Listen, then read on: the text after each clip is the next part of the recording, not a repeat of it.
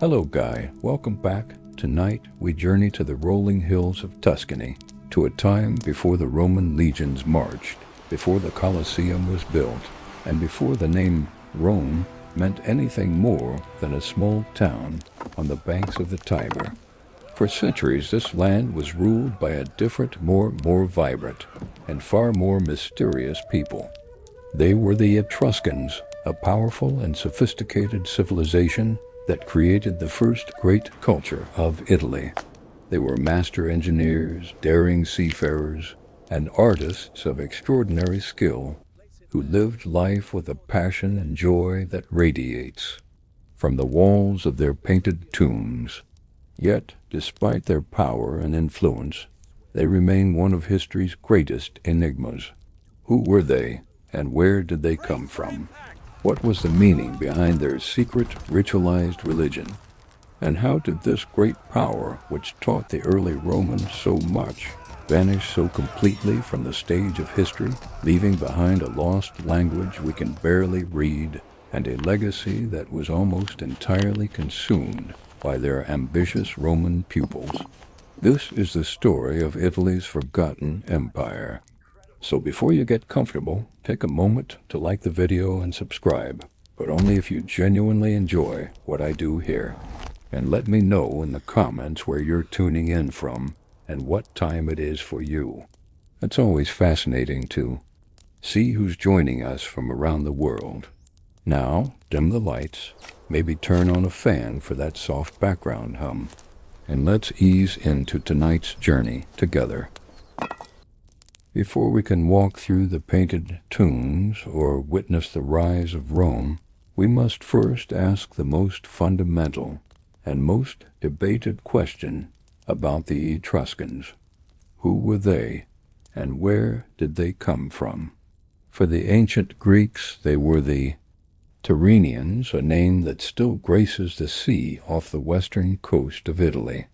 The Romans called them the Etrusi, or the Tusi, from which we derive the modern names Tuscany and Etruscan, but they called themselves the Rasenna.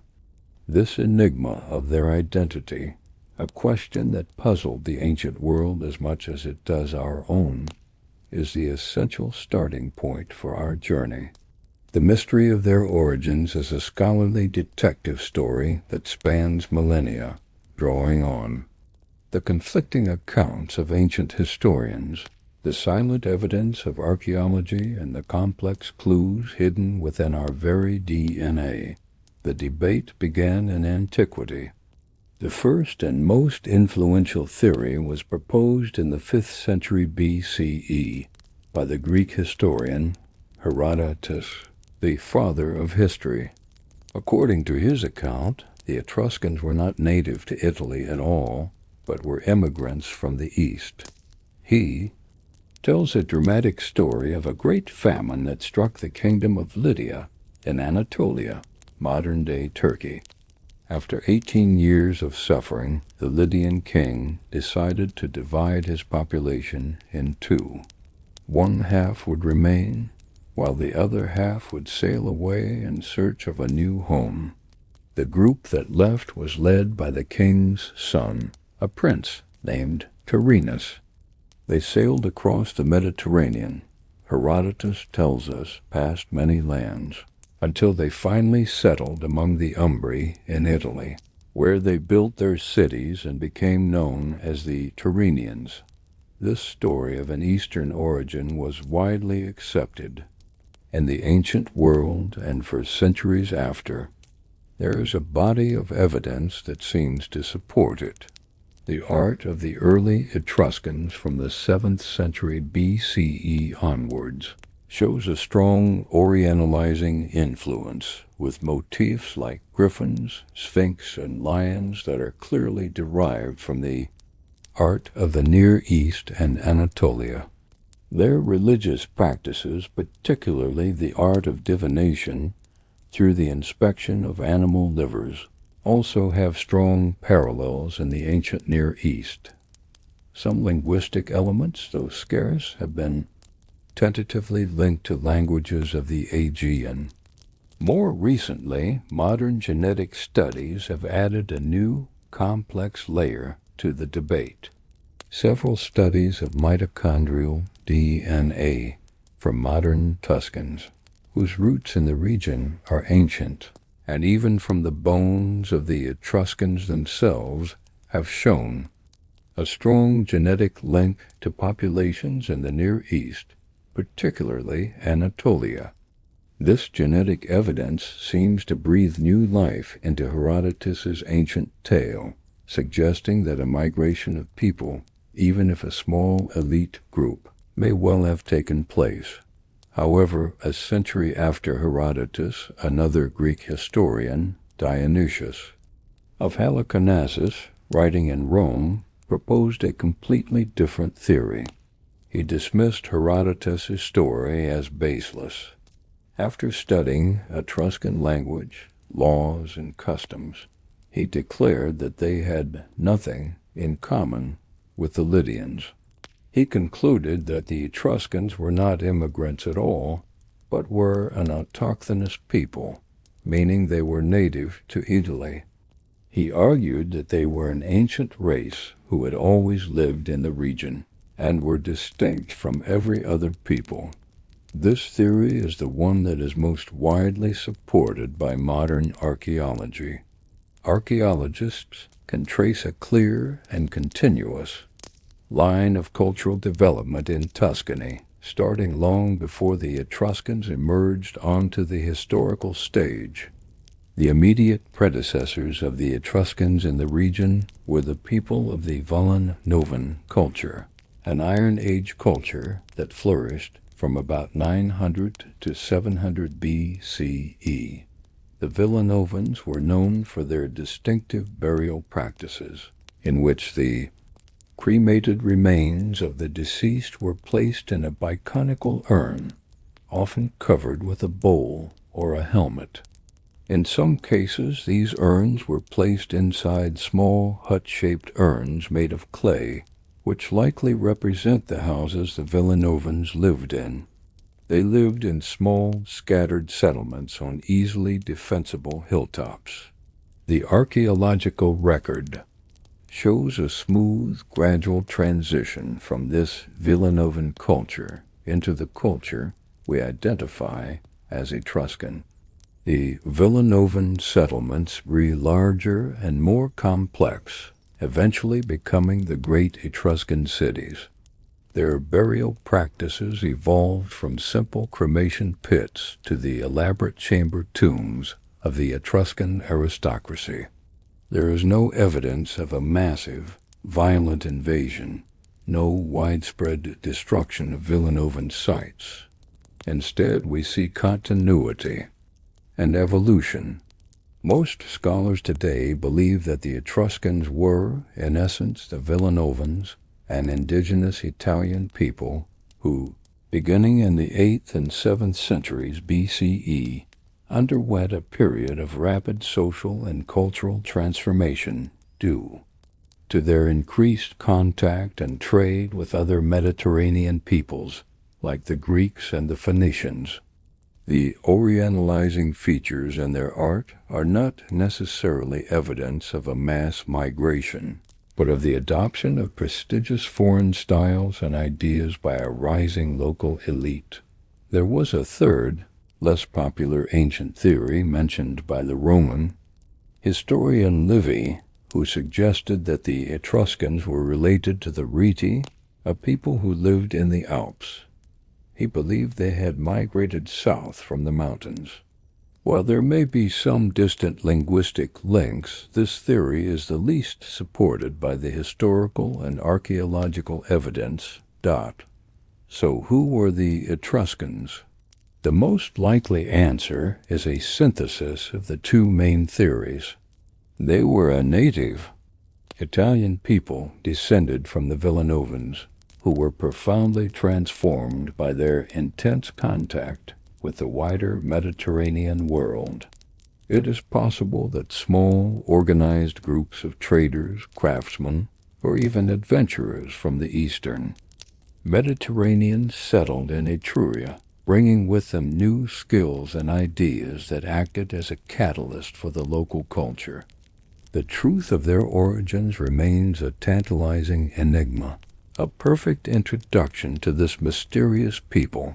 The land that the Rasenna called home was Etruria, a region in central Italy whose borders roughly correspond to modern-day Tuscany, extending into parts of Lazio and Umbria. It is a land of great beauty and natural wealth, a landscape of rolling hills, fertile river valleys, and dense forests.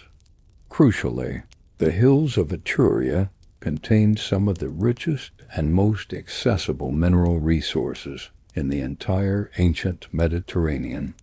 There were vast deposits of copper and iron ore, as well as lead and tin. This mineral wealth was the bedrock of the Etruscan economy and the primary source of their power. It allowed them to produce high-quality metal goods, both for their own use and for export, making them a major player in the international arms and luxury goods trade of the ancient world. The political structure of Etruria was not a single, unified kingdom or empire. It was a confederation of powerful and independent city-states bound together by a common language, religion, and culture. Ancient writers referred to a league of 12 cities, or the Dodecapolis, a religious and political alliance that met annually at a sacred shrine known as the Fanum Voltumnae to discuss matters of shared interest and to elect a high priest. The exact membership of this league likely shifted over time, but the major Etruscan cities were the centers of power. Cities like Veii, Cara, modern Cerveteri, Tarquinia, and Volcia in the south were some of the largest and wealthiest, growing rich from agriculture and their proximity to the sea and the trade routes of the Tyrrhenian. In the north, cities like Populonia, the only Etruscan city built directly on the coast, grew powerful from the processing of iron ore brought from the nearby island of Elba. Each city was a heavily fortified stronghold, built on a naturally defensible hilltop, and commanding a large agricultural territory in the surrounding plain. These cities were ruled by powerful aristocratic families, led by a king or lucumo in the early period, and later by elected magistrates at the height of their power. From roughly 700 to 500 BCE, Etruscan influence extended far beyond the borders of Etruria. They were a major maritime power, and their fleets, in alliance with the Carthaginians, controlled the Tyrrhenian Sea, protecting their trade routes and engaging in piracy against their Greek rivals. They expanded south across the Tiber River into the region of Latium, where they established control over the small Latin towns, including a minor settlement on a ford of the river called Rome. They pushed even further south into the fertile plains of Campania, where they founded cities like Capua. To the north, they expanded into the Po River Valley, establishing cities like Fulcina, modern Bologna, and Mantua, creating a second Etruria that controlled the trade routes leading to the Alps and Central Europe. For a time, the Etruscans were the masters of much of the Italian peninsula. Their cultural and economic power felt from the Alps to the Bay of Naples. It was from this position of strength that they would profoundly shape the destiny of their small, provincial Latin neighbor, Rome. The Etruscans were, above all else, a people of cities. They were the first true urbanizers of Italy, the creators of large, sophisticated, and well-organized urban centers at a time when most of the peninsula was still inhabited by small, scattered communities of farmers and herdsmen. The Etruscan city was the political, economic, and religious heart of their civilization. It was the seat of the powerful aristocratic families who ruled their society, the hub of their extensive trade networks, and the place where their unique culture found its most vibrant expression. But our knowledge of these great cities of the living is frustratingly incomplete, because the Etruscans built their cities in naturally defensible and advantageous locations. These same sites were often continuously occupied by the Romans in the medieval period and right up to the present day. The modern cities of Tuscany, like Perugia and Orvieto, sit directly on top of their Etruscan predecessors, making large-scale excavation almost impossible. As a result, the most vivid and detailed picture we have of Etruscan life comes not from their homes and temples, but from their tombs. The Etruscans created vast and elaborate necropolises, cities of the dead, which they laid out and furnished to be eternal, comfortable homes for the afterlife. It is from these silent, subterranean cities that the secrets of Etruscan society and urbanism have been unearthed. The Etruscan city of the living was a formidable and well-planned creation.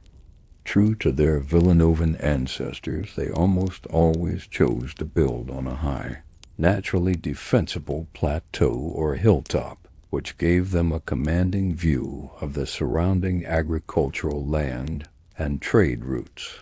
They then surrounded their cities with immense defensive walls.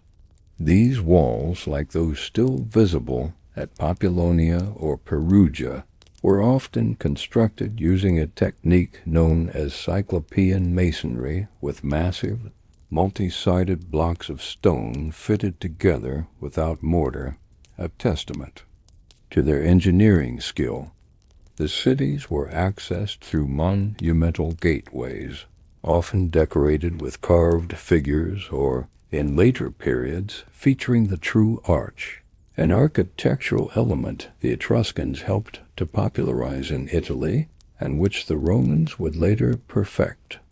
Inside the walls, the Etruscans laid out their cities with a sophisticated understanding of urban planning.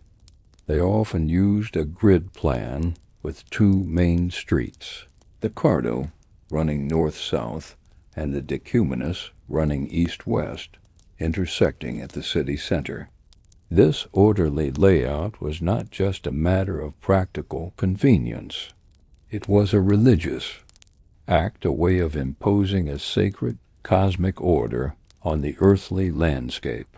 The sky was divided into 16 regions according to their religious beliefs, and the city was laid out to be a mirror of this celestial map. The Romans would later adopt this same system for planning their cities and military camps. The city center would have contained a public square and the main temples. Etruscan temples were distinct from their Greek counterparts. They were built on a high stone podium or platform and had a deep front porch with widely spaced columns.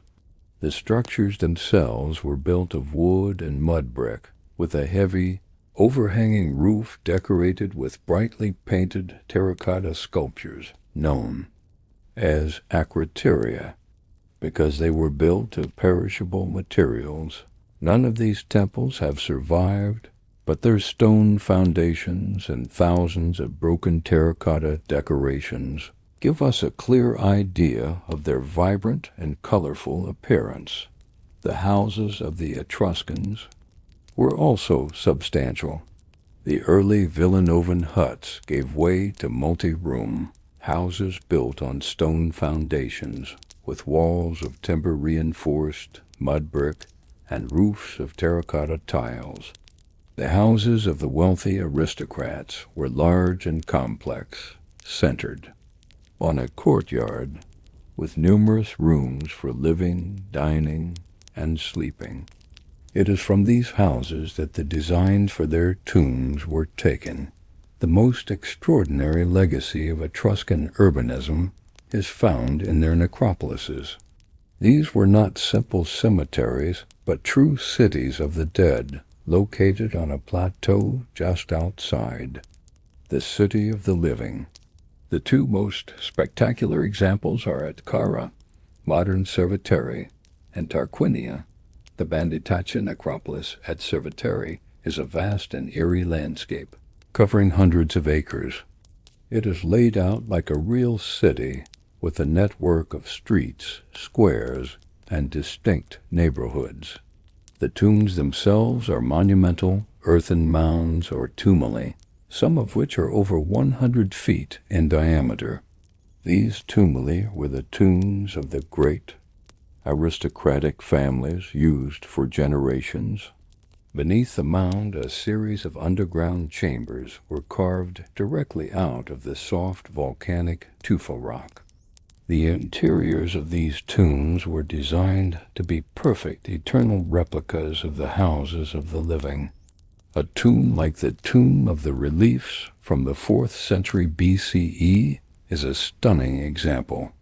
The main chamber is carved to look like a dining room, with pillars and a gabled ceiling.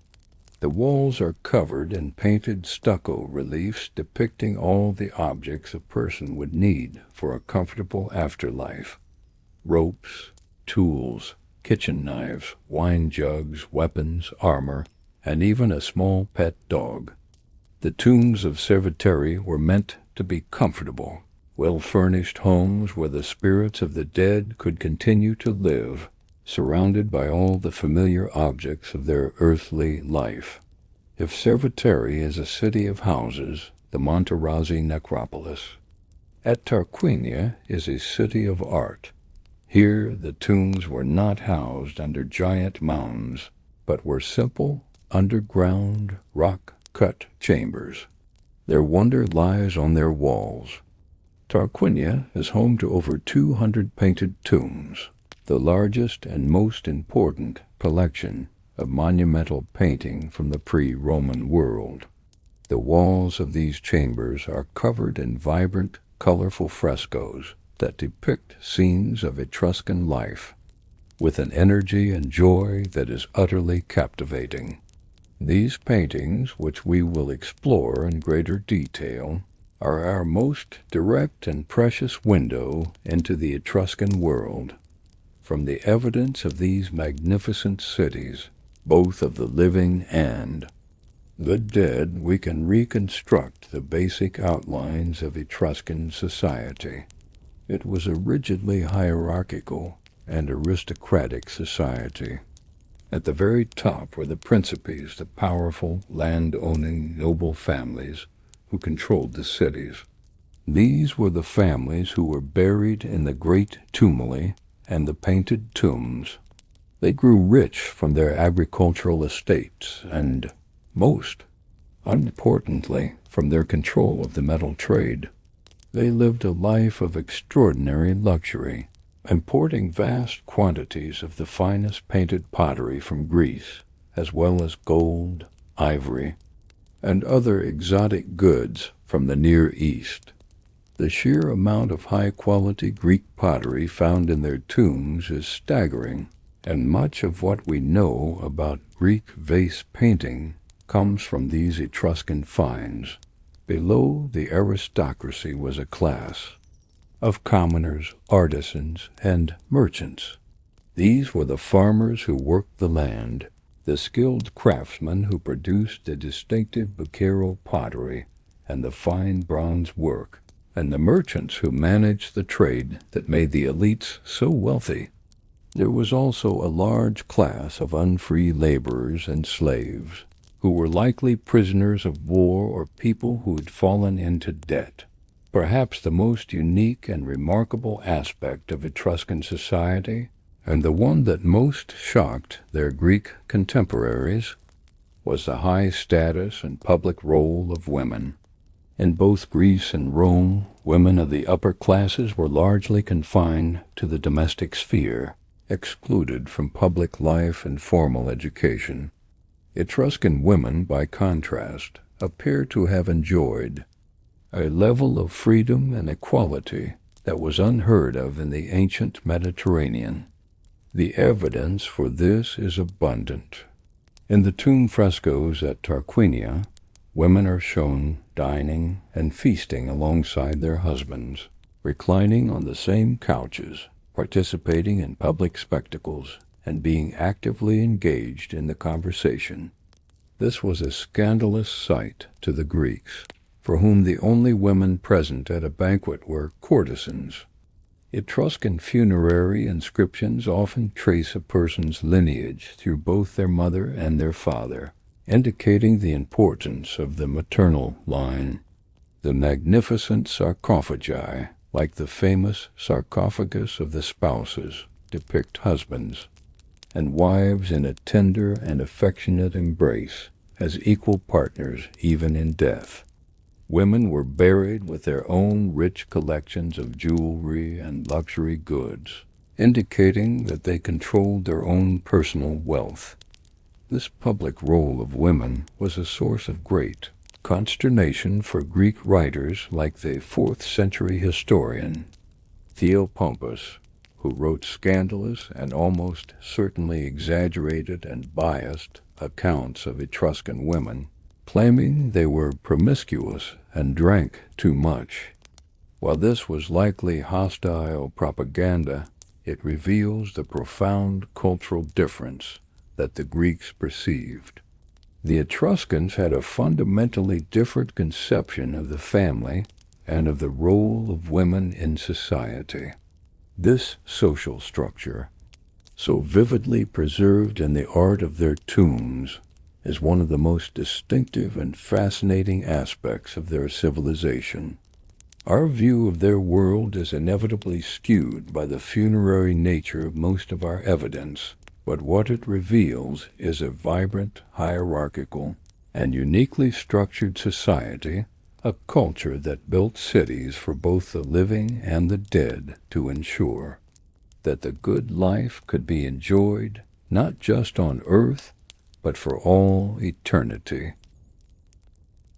To enter one of the painted tombs of Tarquinia is to step out of the silent, sun-bleached landscape of modern Italy and into the vibrant, colorful, and joyful world of the ancient Etruscans. These subterranean chambers, hidden beneath the earth for over 2.5 millennia, are our most direct and intimate connection to the soul of this lost civilization. The frescoes that adorn their walls are not somber, mournful meditations on death.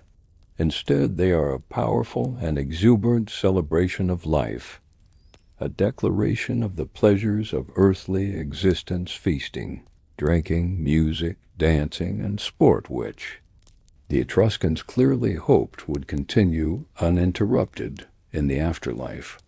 Etruscan art in all its forms, from these magnificent paintings to their dynamic sculptures and exquisite metalwork, is a window into a culture that loved life with a passionate intensity and sought to make that vitality eternal. The necropolis at Tarquinia is a UNESCO World Heritage Site, home to over 6,000 tombs, of which about 200 are decorated with frescoes.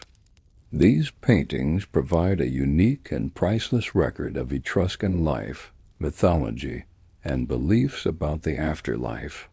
The central theme that runs through the majority of the paintings from the Archaic period, roughly 600 to 480 BCE, is the banquet. The back wall of the tomb, opposite the entrance, is almost always dominated by a scene of a lavish feast. The famous Tomb of the Leopards, painted around 480 BCE, is a perfect example. On the back wall, elegantly dressed men and women are shown reclining together on couches, or clini, feasting and drinking. They hold up eggs, a symbol of rebirth and eternal life. They are attended by servants, and the atmosphere is one of sophisticated pleasure and joyful celebration. The tomb takes its name from the two powerful leopards, symbols of the divine that are painted in the pediment above the scene, acting as guardians of the feast. The side walls of the tombs are often dedicated to the entertainment that accompanied the banquet. They are a swirl of motion and color. In the tomb of the triclinium, we see musicians playing the double flute, or aulos and the lyre, their bodies swaying to the rhythm. Graceful dancers, both male and female, are depicted in energetic, almost ecstatic poses, their flowing robes emphasizing their movement. The world of the Etruscan feast was a multi-sensory experience, filled with the tastes of food and wine, the sounds of music, and the sight of beautiful dancers. This was the good life, the ideal existence that the Etruscan aristocrats who commissioned these tombs wanted to preserve for all eternity. Beyond the banquet, the tomb paintings also depict other activities that celebrated life and vitality, particularly athletic games. These were likely funerary games held in honor of the deceased, similar to those described by Homer in the Iliad. The tomb of the augurs shows two wrestlers locked in combat, their muscles straining, and a brutal scene of a man with a sack over his head being attacked by a dog, a mysterious and possibly sacrificial contest.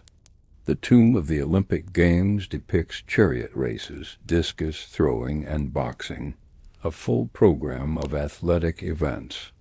These games were not just entertainment. They were rituals that generated a powerful life force to help reinvigorate the spirit of the deceased. The artistic style of these early frescoes shows a strong influence from archaic Greece. The figures are often shown in profile, with almond-shaped eyes, and the artists use a limited palette of bold, flat colors. The Etruscans imported vast quantities of Greek pottery, and their painters were clearly familiar with the styles and subjects of Greek vase painting. However, Etruscan art is not a mere imitation of Greek art. It has its own distinct character. While the Greeks, particularly in their later classical period, were obsessed with anatomical perfection, idealism, and a sense of calm, balanced harmony, the Etruscans were far more interested in energy, movement, and a raw, expressive vitality. Their figures are often exaggerated, their gestures are dramatic, and their compositions are filled with a dynamic, sometimes chaotic energy. Etruscan art is less about intellectual perfection and more about capturing the immediate sensory experience of life. This love of vitality is also evident in their sculpture, particularly their masterful work in terracotta or fired clay. The most famous examples are the life-sized sarcophagi, depicting married couples reclining together as if at a banquet. The sarcophagus of the spouses from Cerveteri is a masterpiece of this genre. It shows a man and a woman in a tender and affectionate embrace, their faces animated with archaic smiles, their gestures lively and engaging. They are not depicted as dead, but as eternally alive, enjoying a banquet together in the afterlife. They are presented as equal partners, a reflection of the high status of women in Etruscan society. The Apollo of Veii is another masterpiece of terracotta sculpture. Part of a group that once decorated the roof of a temple, it depicts the god Apollo in mid-stride, his body full of tension and forward momentum, his face animated by that same enigmatic, archaic smile. It is a work of incredible energy and power. The Etruscans were also master bronzesmiths. Their most famous bronze work is the Chimera of Arezzo, a mythical beast that is part lion, part goat, and part snake. The sculpture captures the moment. The beast is wounded, its body twisted in pain and rage, its muscles taut. It is a work of stunning realism and emotional intensity. Another famous bronze, the Capitoline Wolf, the symbol of Rome, is now believed by many scholars to be an Etruscan work from the 5th century BCE. The figures of the twin babies Romulus and Remus were added much later, during the Renaissance. In the realm of luxury goods, Etruscan goldsmiths were unparalleled.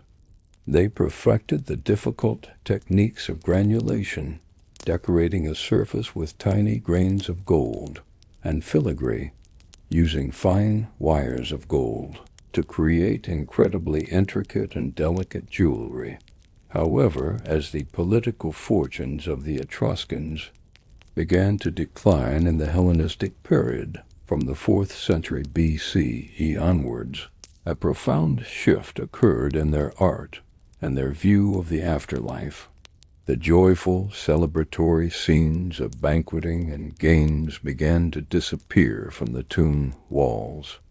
They were replaced by darker, more somber and anxious scenes.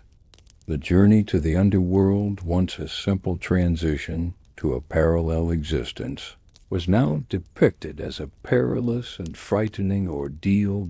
New and terrifying figures began to populate the art of the tombs. The most prominent of these was Charon, the Etruscan demon of death. He was not simply a guide like the Greek Charon, but a fearsome tormentor. He is depicted as a monstrous blue-gray figure with a hooked nose, pointed ears, and burning eyes, often wielding a large, heavy hammer with which he would strike the deceased. He was often accompanied by Vanth, a winged female demon, who was a more neutral figure, a guide who would light the way to the underworld with a torch, but whose presence still signaled the inevitability of death. The Tomb of the Blue Demons, from the late 5th century, is one of the earliest to show this new, more pessimistic vision, with terrifying blue and black demons escorting the deceased on a boat to a grim and shadowy underworld. This dramatic shift in their art likely reflects the changing historical circumstances of the Etruscans. Their power was being eclipsed by the relentless expansion of Rome. Their cities were being conquered one by one. Their culture was being absorbed, and their future looked bleak. Their art began to reflect this sense of anxiety and fatality. The once bright hope of an eternal feast was replaced by a fearful preoccupation with a journey through a dark and demon-haunted underworld. The art of the painted tombs is therefore not only a celebration of life, but also a poignant chronicle of a civilization's changing soul, a journey from confident, joyful optimism to a deep and somber uncertainty about their place in this world and the next. The Etruscan world was saturated with the divine, a landscape alive with the constant, coded messages of the gods. For the Rasenna, the universe was not the stage for the dramatic, often all too human squabbles of the Greek Olympians. It was a far more ordered, more complex, and more terrifying place. They perceived the cosmos as a meticulously structured temple, governed by powerful, inscrutable, and ever-present forces that dictated every aspect of existence according to a complex and predetermined cosmic order. The core of Etruscan religion was not based on personal devotion or charismatic mythology, but on the solemn, highly technical, and secret art of understanding and submitting to the will of these gods. This was a religion of fate, a system in which the duty of humanity was not to change its destiny, but to decipher it through a series of complex ritual sciences. This body of knowledge, known to the Romans as the Disciplina Etrusca, was a sacred, revealed text, a divine blueprint for interpreting the universe. The priests who were its masters were some of the most respected and feared figures in the ancient Mediterranean, specialists in a secret knowledge that held the key to the future, a knowledge that both terrified and fascinated their pragmatic Roman neighbors. The Etruscan pantheon of gods was headed by a great celestial triad that held sway over the heavens. Tenia, the powerful god of the sky and the wielder of lightning, who was the equivalent of the Greek Zeus and the Roman Jupiter. Uni, his wife, the great goddess of the cosmos and motherhood, equivalent to Hera and Juno. And Minerva, the goddess of wisdom, art, and warfare, equivalent to Athena and Minerva. This divine triad was so influential in early Italy that it was directly adopted by the Romans for their most important state sanctuary, the great temple of Jupiter Optimus Maximus on the Capitoline Hill in Rome, which was itself built by Etruscan architects. Alongside this primary triad were a host of other important gods and goddesses, many with their own Roman counterparts. Tiran, the goddess of love, beauty, and fertility. Fuflans, the god of wine, revelry, and the life force whose wild festivals echoed those of Dionysus. And Mars, the god of war. However, the Etruscan gods often had a darker, more remote, and more fatalistic quality than their Greek and Roman equivalents. They were part of a complex cosmic bureaucracy. Tenia, though, the king of the gods, was not a free agent. He was bound by the rulings of even higher, more mysterious gods of fate, the shadowy de involuti, or veiled gods, whose names were unknown and whose decisions were absolute. Before Tenia could hurl one of his more potent lightning bolts, he had to first seek the permission of this divine council. This created a worldview steeped in a profound sense of fatalism. Everything was preordained, and even the greatest of the gods was subject to the inexorable march of destiny. The core of Etruscan religious practice was the Disciplina Etrusca. This was not a single book, but a collection of sacred texts believed to have been revealed to the Etruscans at the very beginning of their history. The origin story of the Disciplina is itself a powerful myth. It tells of a farmer plowing his field near the city of Tarquini. As his plow cut a particularly deep furrow, the earth groaned, and from the soil sprang a miraculous being named Tags. Tags had the appearance of a child, but the wisdom of a great sage. As the astonished farmer and the crowd that gathered looked on, the child prophet began to recite the sacred laws that governed the relationship between gods and mortals, the complete science of divination. The leaders of the 12 Etruscan peoples, the Lucamones, gathered, and their scribes frantically wrote down every word he spoke. Having revealed this complete body of knowledge, Tags's mission was complete, and he immediately fell dead, returning to the earth from which he came. This myth is crucial because it establishes the Disciplina as a revealed religion, not a product of human reason or speculation, but a fixed and complete body of divine law. The duty of the priests was not to create or to philosophize, but to preserve, study, and apply this ancient and unchanging text. The Roman writer Cicero, who was both fascinated and skeptical of Etruscan practices, noted that the entire discipline was divided into 3 main branches, corresponding to the books revealed by Tags. The first and most famous of these was the art of haruspicy, codified in the Libri Haruspicini, which dealt with the inspection of the entrails of sacrificed animals, particularly the liver. The liver, dark and full of blood, was considered a microcosm of the universe, a divine map upon which the gods wrote their intentions. The ritual was a solemn and highly technical affair. A priest, known as a haruspix, would preside over the sacrifice of a ritually pure animal, usually a sheep.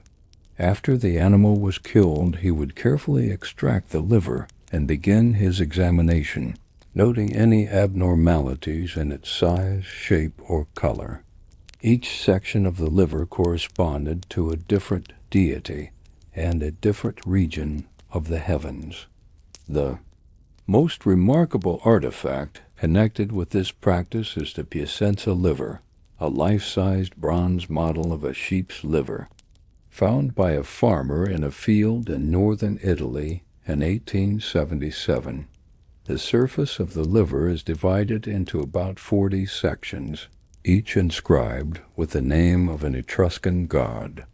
This was almost certainly a training tool for priests, a three-dimensional textbook for learning how to read the divine will in the bloody organ on the altar. The liver is divided into two main parts, the favorable east and the unfavorable west, and its outer rim is divided into 16 sections, corresponding to the 16 houses of the sky.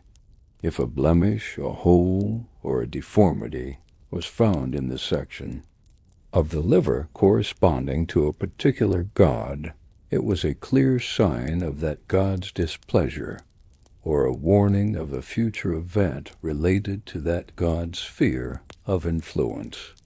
The haruspix would then have to consult his sacred books to understand the precise meaning of the omen and to prescribe the correct rituals, prayers, sacrifices, or public ceremonies to appease the offended deity and restore the pax deorum, or peace with the gods.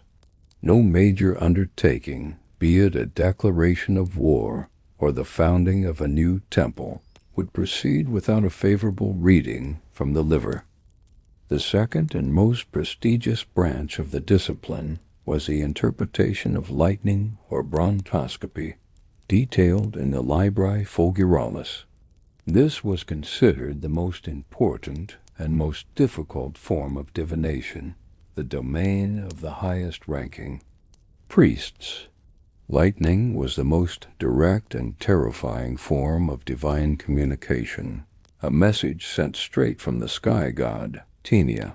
The Etruscans mapped the sky with the same precision as the liver, dividing the celestial dome into 16 regions, each a house of a different god. The meaning of a lightning strike depended on a complex set of variables, from which of the 16 regions of the sky it came, to what time of day or year it occurred, what color it was, and what it struck on the ground.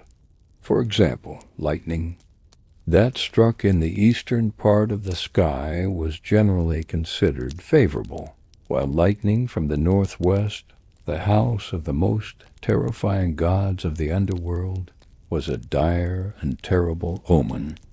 The priests possessed sacred books that were essentially complex manuals, cross-referencing all these variables to provide a precise interpretation of the event and the necessary ritual response.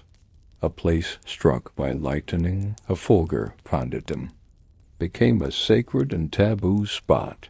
The priest would gather the scorched earth and any objects that had been struck, bury them in a pit known as a bidental, and enclose the area with a wall, forever marking it as a place where the divine had directly touched the earth. The third branch was the art of augury, the interpretation of a wide range of signs in the natural world, as codified in the Libri rituals. The most important of these signs was the flight of birds, A priest or augur would mark out a sacred space on the ground, the templum, and then sit and watch the sky. The type of bird, an eagle, was a far more potent sign than a crow. The number of birds, the direction of their flight, left was generally unlucky, right was lucky, and the sounds they made were all potent omens that could be interpreted to determine whether the gods approved or disapproved of a proposed action, such as going to war or founding a new city. Beyond birds, the Etruscans also interpreted a wide range of other unusual events, or ostenta, as divine signs. These could include monstrous births of animals or humans, statues sweating blood, unexplained noises in the sky, or strings changing color. Their world was a text, constantly being written by the gods, and only the initiated priests, the masters of the Disciplina Etrusca, knew the sacred grammar and vocabulary needed to read it. The priests who practiced these arts, their ruspices and the augurs, were highly respected specialists. They were drawn from the aristocratic families, and their secret knowledge was passed down through a rigorous and lengthy period of training, often within the same noble lineages. This knowledge was not for the masses. It was a closely guarded secret that was the source of their immense power and prestige in society. The Romans had a deeply ambivalent relationship with this Etruscan science. On the one hand, their sophisticated worldly writers often mocked it as foreign superstition. On the other hand, in times of great national crisis, a major military defeat, a plague, or a series of terrifying omens, the Roman Senate would officially send for Etruscan diviners to come to Rome and interpret the signs, a clear admission of the deep respect they held for their expertise. The tradition of Roman state augury, which was a central part of their public religion, was a direct inheritance from the Etruscans. The very founding of Rome itself, as told by the Romans, was based on an act of augury, the contest between Romulus and Remus to see who would see the most vultures. This shows how deeply Etruscan religious ideas had penetrated the very core of Roman identity. This fatalistic worldview, in which the destiny of both individuals and the state was predetermined and could only be understood and endured, not changed, stood in stark contrast to the more humanistic and optimistic worldview of the Greeks. For the Etruscans, the purpose of religion was not to inspire, but to reveal the inexorable path of fate and to provide the tools to walk that path with much grace and piety as possible, ensuring that the fragile peace with the all-powerful gods was maintained. The story of the Etruscans is a story that cannot be told without also telling the story of Rome. For centuries, the two powers were locked in a complex, intimate, and often violent relationship of proximity, rivalry, and deep cultural exchange. In the early chapters of this epic tale, it was the Etruscans who were the masters, the great, wealthy, urbanized civilization that dominated the Italian peninsula with its powerful fleets and its aristocratic cities. Rome in this early period was little more than a collection of rustic, wattle and daub villages on a strategic but undeveloped ford of the Tiber River. The early Romans were the pupils, the provincials looking north to the magnificent Etruscan cities of Veii, Cara, and Tarquini, with a mixture of awe, envy, and deep-seated resentment.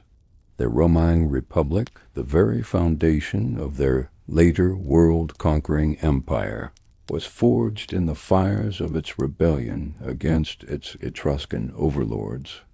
The long and bitter struggle between these two peoples was the defining conflict of early Italian history, a centuries-long war that would ultimately see the hungry Roman wolf devour its former masters, absorbing their knowledge, their symbols, and their lands, and in doing so sealing their fate as a forgotten empire. In the 7th and 6th centuries BCE, during the height of Etruscan power and expansion, their influence over the region of Latium, the homeland of the Latin-speaking peoples, was immense. Etruscan cities were large, wealthy, and powerful metropolises, while Rome was a relative backwater. The archaeological evidence for this period of Etruscan domination is clear and undeniable. In the Forum Romanum, the very heart of what would become the center of the Roman world, archaeologists have found the foundations of Etruscan-style houses, vast quantities of Etruscan Baquero pottery, and even inscriptions in the Etruscan language. The traditional Roman historical accounts, written centuries later by historians like Livy and Tacitus, confirm this period of Etruscan control.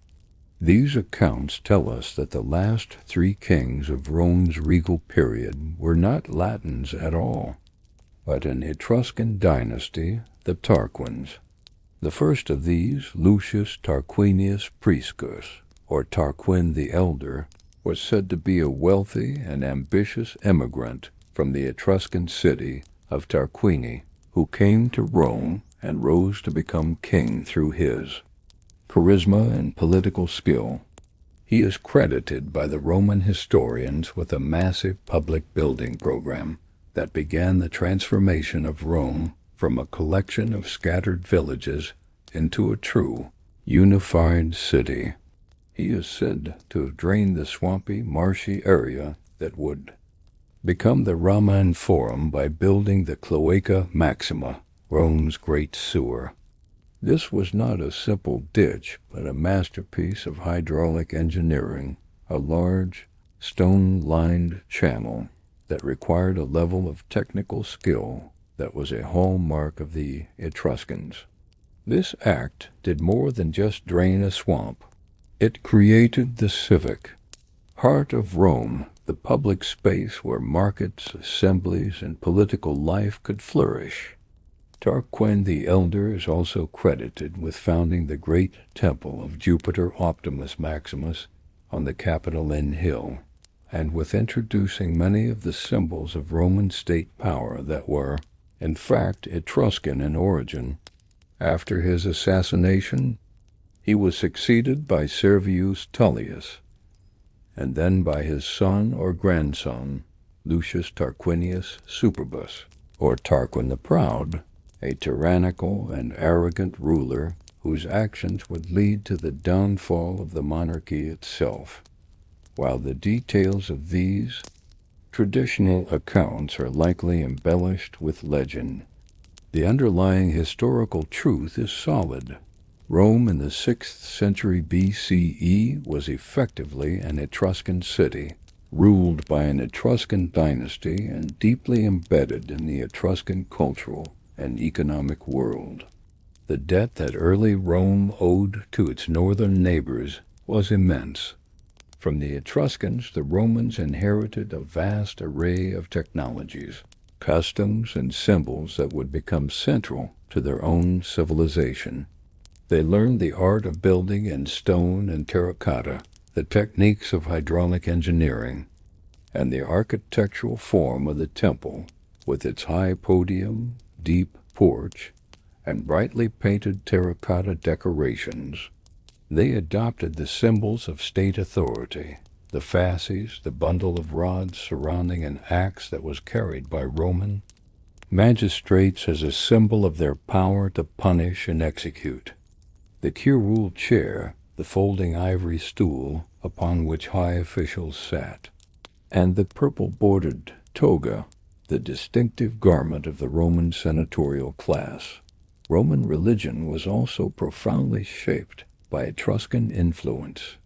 The great Capitoline triad of Jupiter, Juno, and Minerva, the most important gods of the Roman state, was a direct adoption of the Etruscan triad of Tenia, Uni, and Menreva.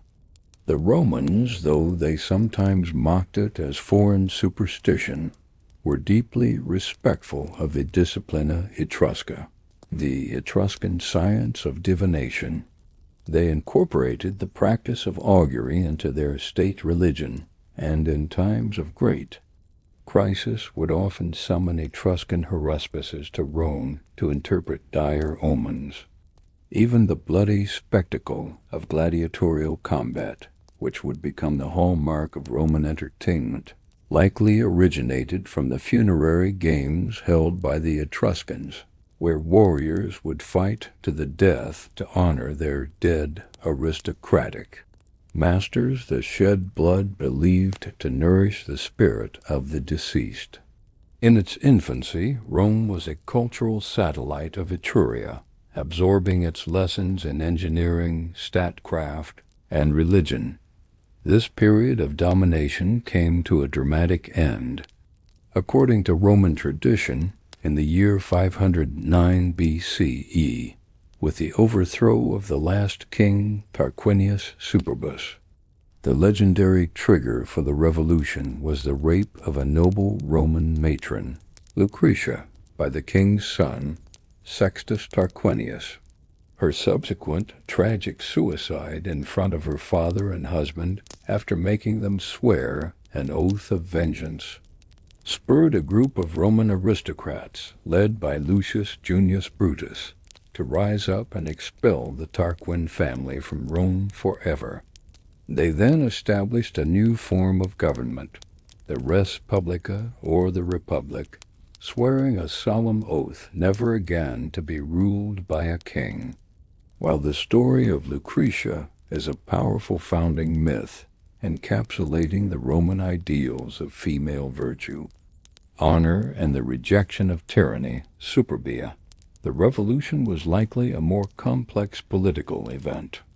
It can be seen not just as a move towards a new form of government, but as a Latin nationalist rebellion, an act of de-Etruscanization, where the native Latin aristocracy violently reasserted its independence from its foreign Etruscan masters. The expulsion of the Tarquins was not the end of the conflict. It was the beginning of a long and desperate struggle for survival and dominance. The newly formed republic found itself in a perilous position, a small, independent city surrounded by hostile neighbors. The Etruscan cities to the north, particularly the powerful city of Veii, just 10 miles from Rome, saw the rebellion as a threat and an opportunity to reassert their control. For the next century, Rome and Veii were locked in a state of almost constant warfare by long and grinding conflict for control of the salt flats at the mouth of the Tiber and the lucrative trade routes that ran through the valley. This long rivalry culminated in the final epic struggle for the city of Veii itself. According to Livy, the siege of Veii lasted for 10 years, a clear parallel to the great Trojan War of Greek myth, symbolizing its immense difficulty and importance.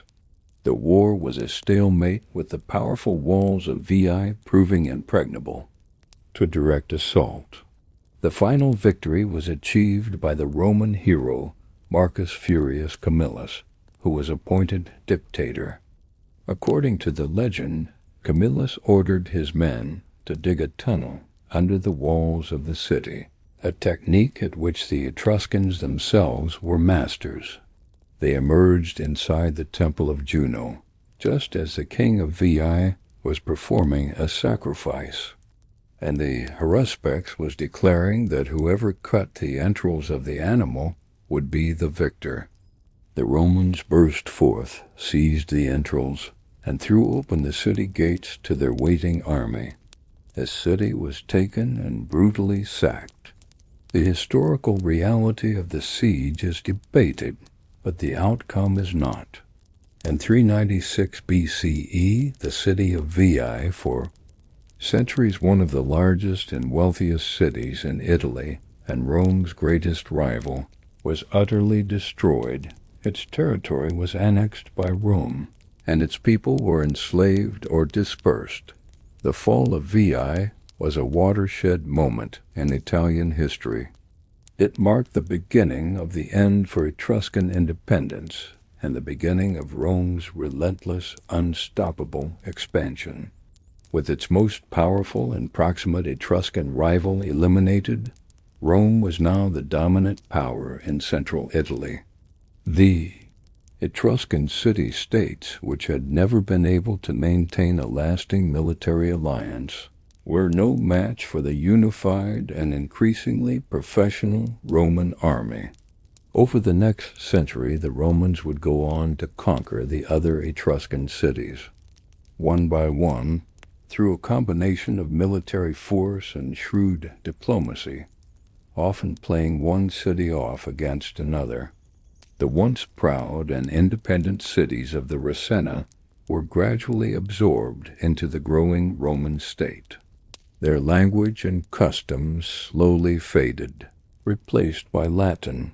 The final blow came during the Roman social wars and the proscriptions of the Roman general Sulla in the 1st century BCE, when many of the remaining Etruscan aristocratic families who had backed the losing side were massacred, effectively ending Etruscan culture for good.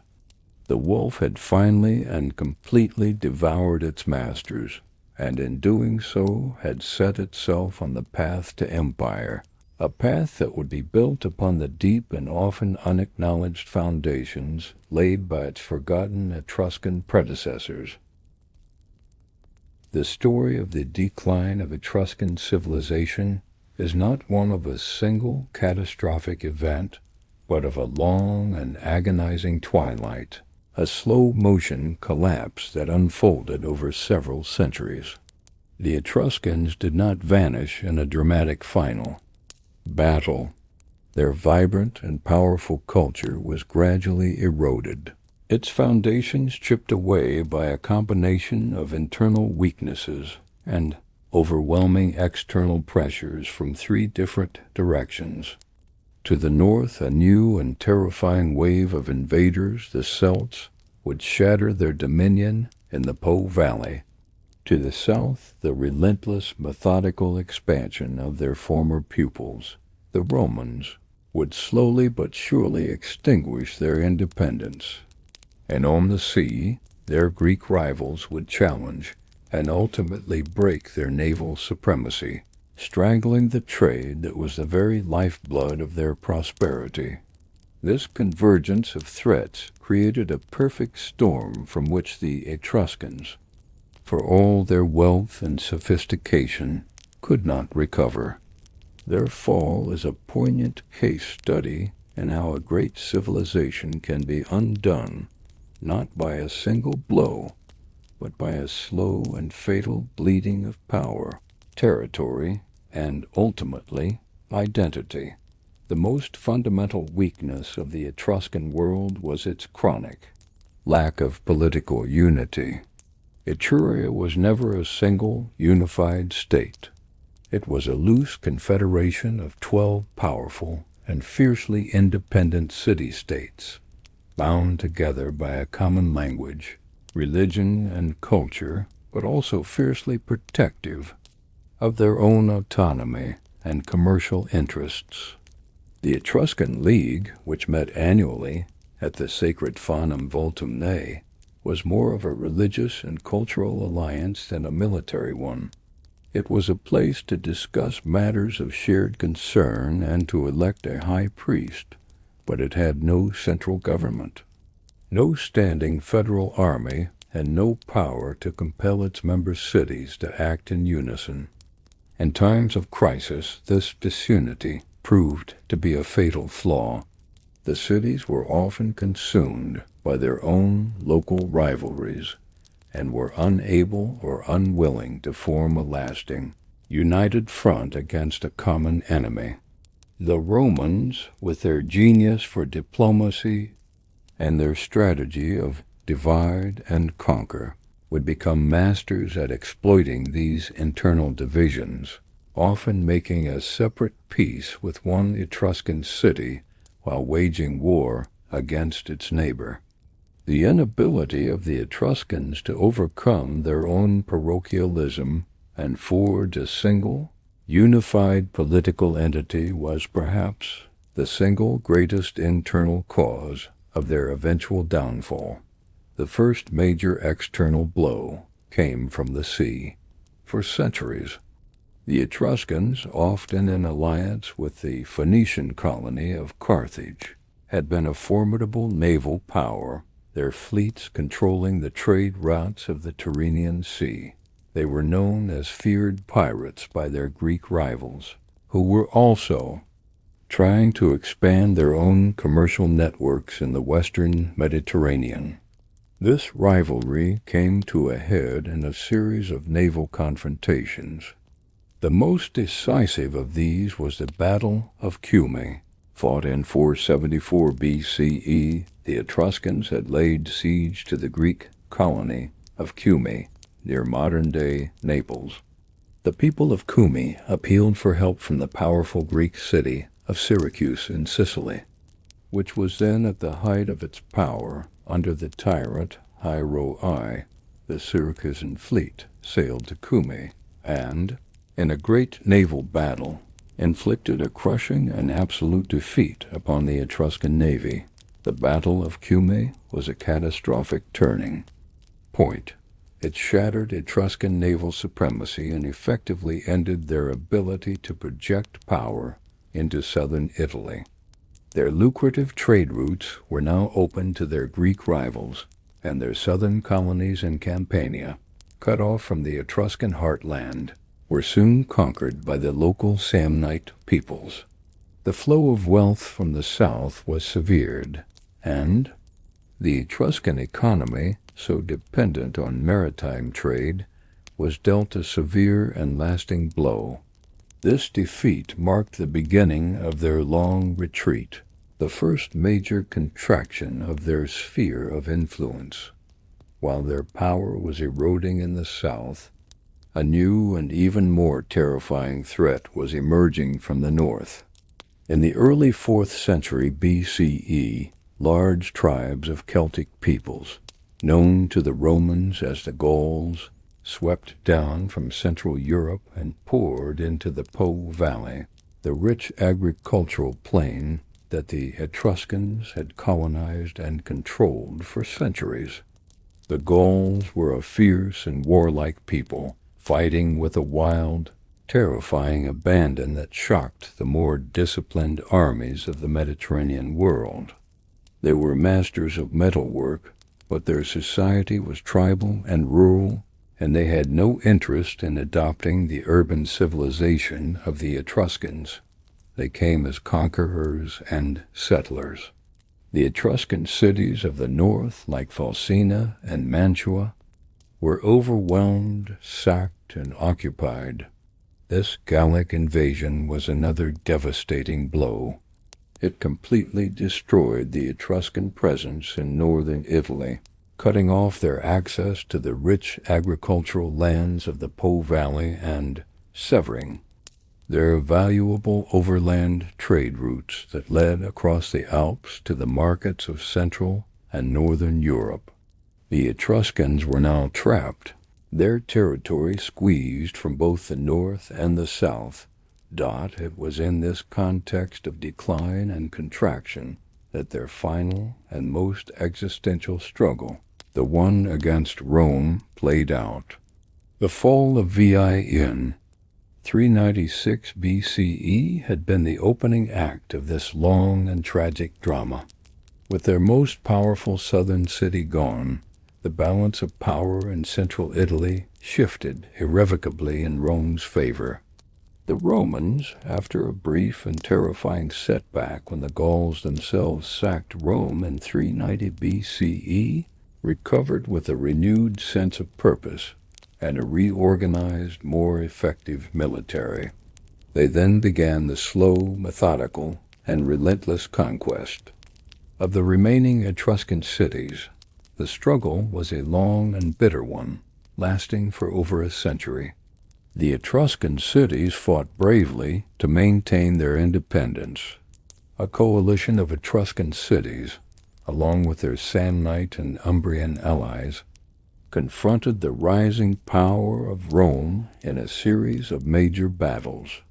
The decisive encounter came at the Battle of Lake Vadimo in 310 BCE, and again in 283 BCE. In both battles, the Roman legions proved their superiority, inflicting devastating defeats on the allied forces and breaking the back of organized Etruscan military resistance.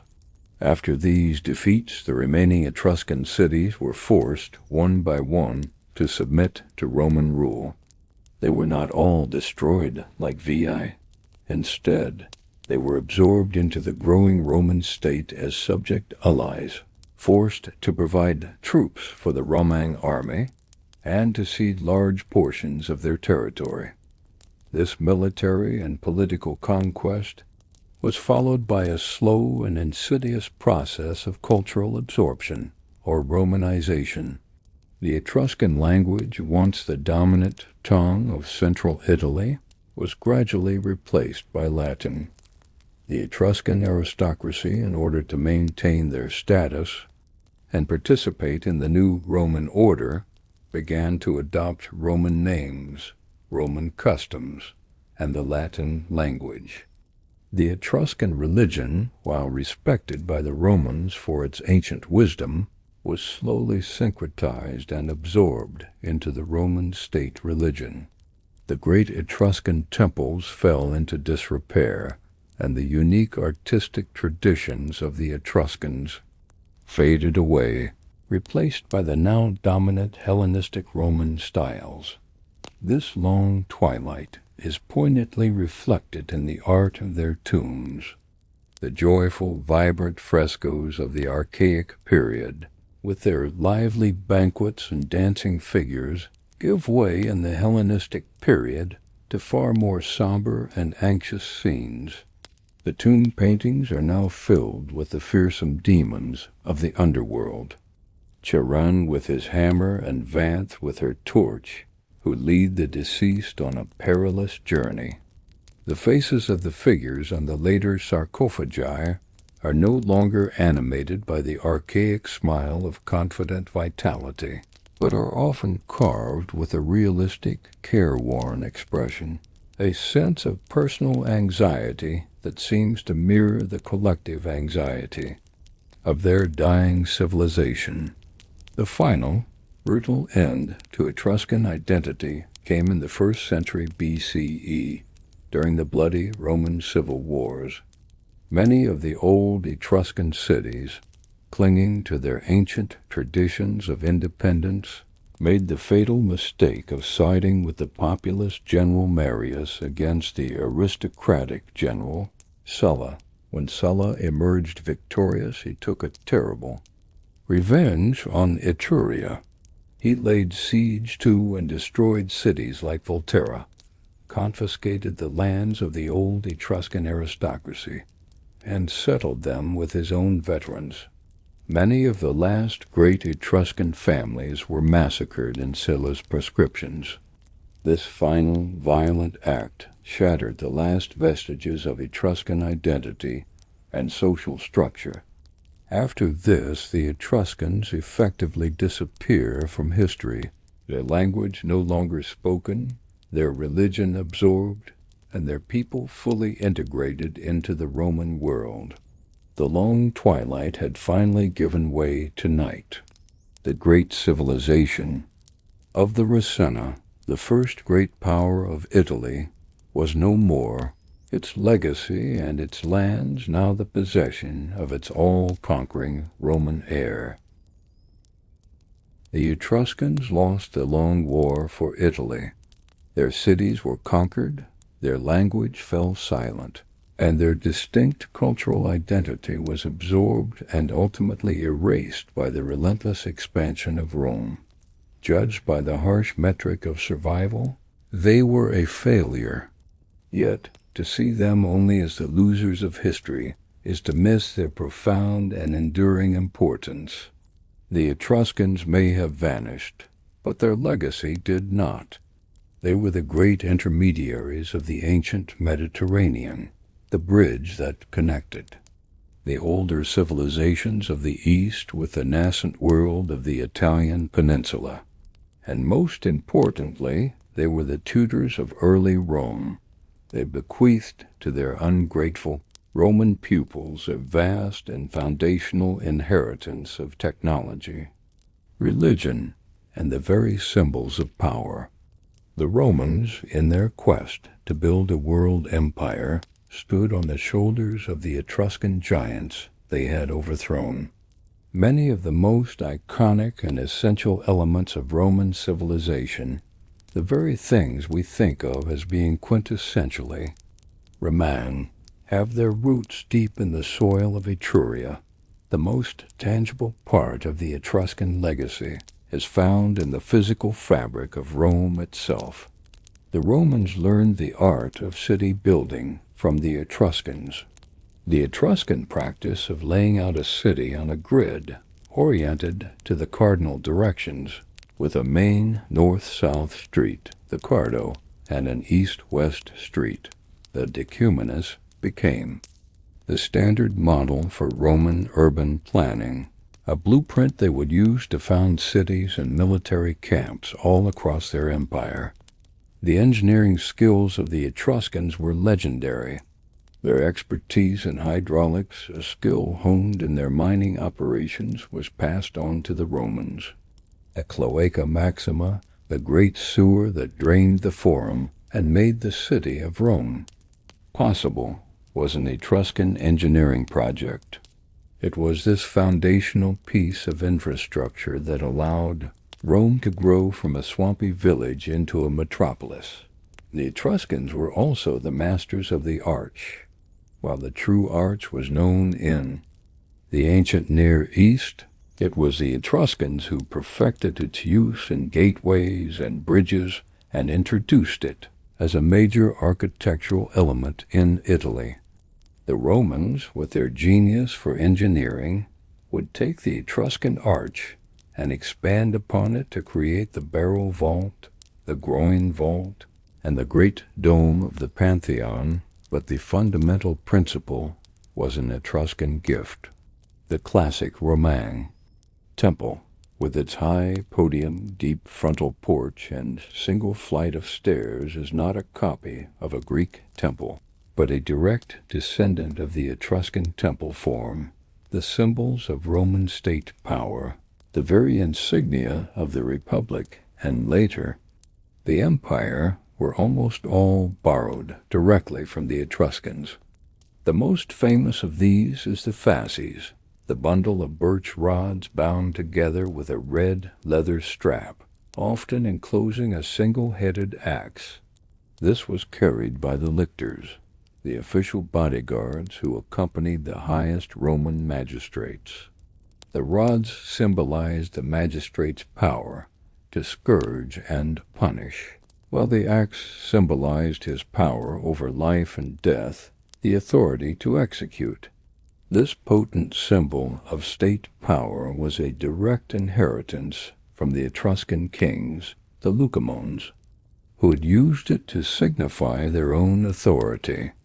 The fasces would have a long and complex afterlife, eventually being adopted in the 20th century by the Italian Fascist Party, a dark and ironic testament to the enduring power of this ancient Etruscan symbol. Other symbols of office were also Etruscan. The curule chair, the folding, backless stool, often inlaid with ivory, upon which the highest Roman officials like consuls and praetors sat, was an Etruscan invention. The purple-bordered toga, the toga praetexta, which was worn by Roman magistrates and by the free-born sons of the elite, was also an Etruscan fashion that the Romans adopted as a mark of status.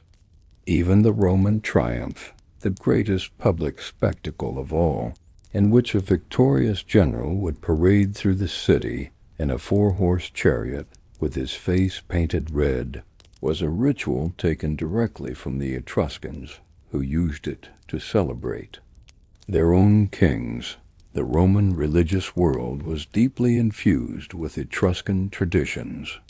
The very heart of Roman state religion, the worship of the Capitoline triad of Jupiter, Juno, and Minerva, was an Etruscan import. The Romans built their greatest temple to this triad on the Capitoline hill, a project initiated and likely designed by their Etruscan kings. But the most important religious inheritance was the Disciplina Etrusca, the science of divination. The Romans, a deeply pragmatic and superstitious people, were obsessed with understanding the will of the gods before undertaking any major state action. They adopted the Etruscan art of augury, the interpretation of the flight of birds, as a central part of their state religion. No Roman assembly could be held, no army could march, and no consul could take office without a favorable reading from the augurs. Even more significant was their reliance on the Etruscan art of haruspicy. While they never fully integrated the inspection of livers into their own state cult, they established a college of 60 haruspices, an official body of Etruscan diviners, who were consulted by the Roman Senate in times of great crisis or when terrifying portents occurred. This college of Etruscan priests continued to exist and to be consulted well into the Christian era of the Roman Empire, a remarkable testament to the enduring respect the Romans held for the sacred knowledge of the people they had conquered. The bloody spectacle of gladiatorial combat, which would become the defining feature of Roman entertainment, also appears to have Etruscan roots. The tomb frescoes of the Etruscans depict various forms of armed combat and blood sports taking place as part of their funerary rituals.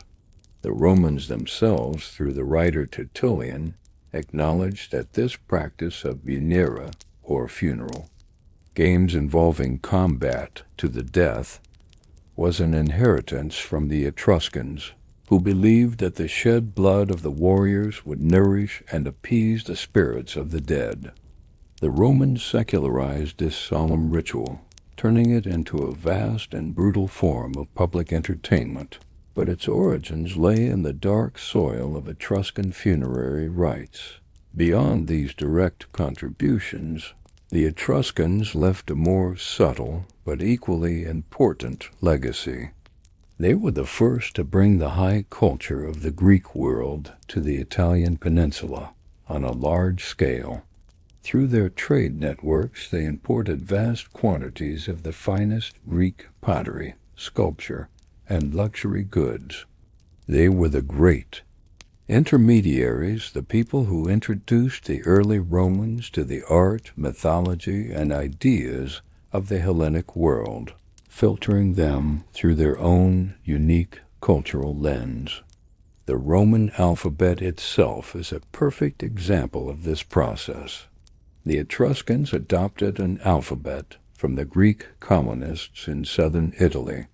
The Romans, in turn, learned the art of writing from the Etruscans, adapting the Etruscan alphabet to write their own Latin language. The alphabet you are reading now is a direct descendant of this long chain of transmission. The rediscovery of the Etruscans, which began with the accidental discovery of their painted tombs in the Renaissance and blossomed into the science of Etruscology in the 19th and 20th centuries, has had its own profound impact. The vibrant, joyful art of the Etruscans fascinated and influenced artists like Michelangelo, The enduring mystery of their origins and their lost language has made them a subject of endless fascination, a romantic symbol of a lost and enigmatic world. The Etruscans may have been a historical dead end, a culture whose language and identity were ultimately extinguished, but they were a dead end that flowed into the great river of Rome. They were the catalyst that transformed Rome from a collection of villages into a true city.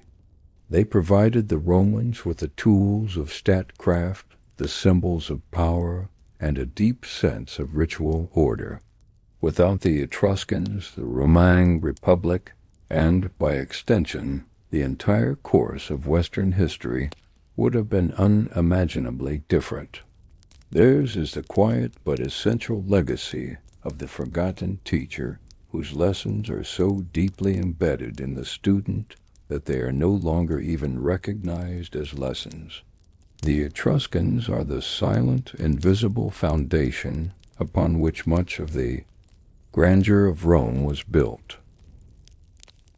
Of all the mysteries that shroud the Etruscan people, none is more profound, more tantalizing, or more central to their enigma than their language. To stand before an Etruscan inscription is to experience a unique form of historical frustration. We can see their words, we can read their letters, we can even pronounce them, yet we can barely understand what they were saying. The Etruscans left behind over 13,000 texts, a substantial corpus for an ancient people.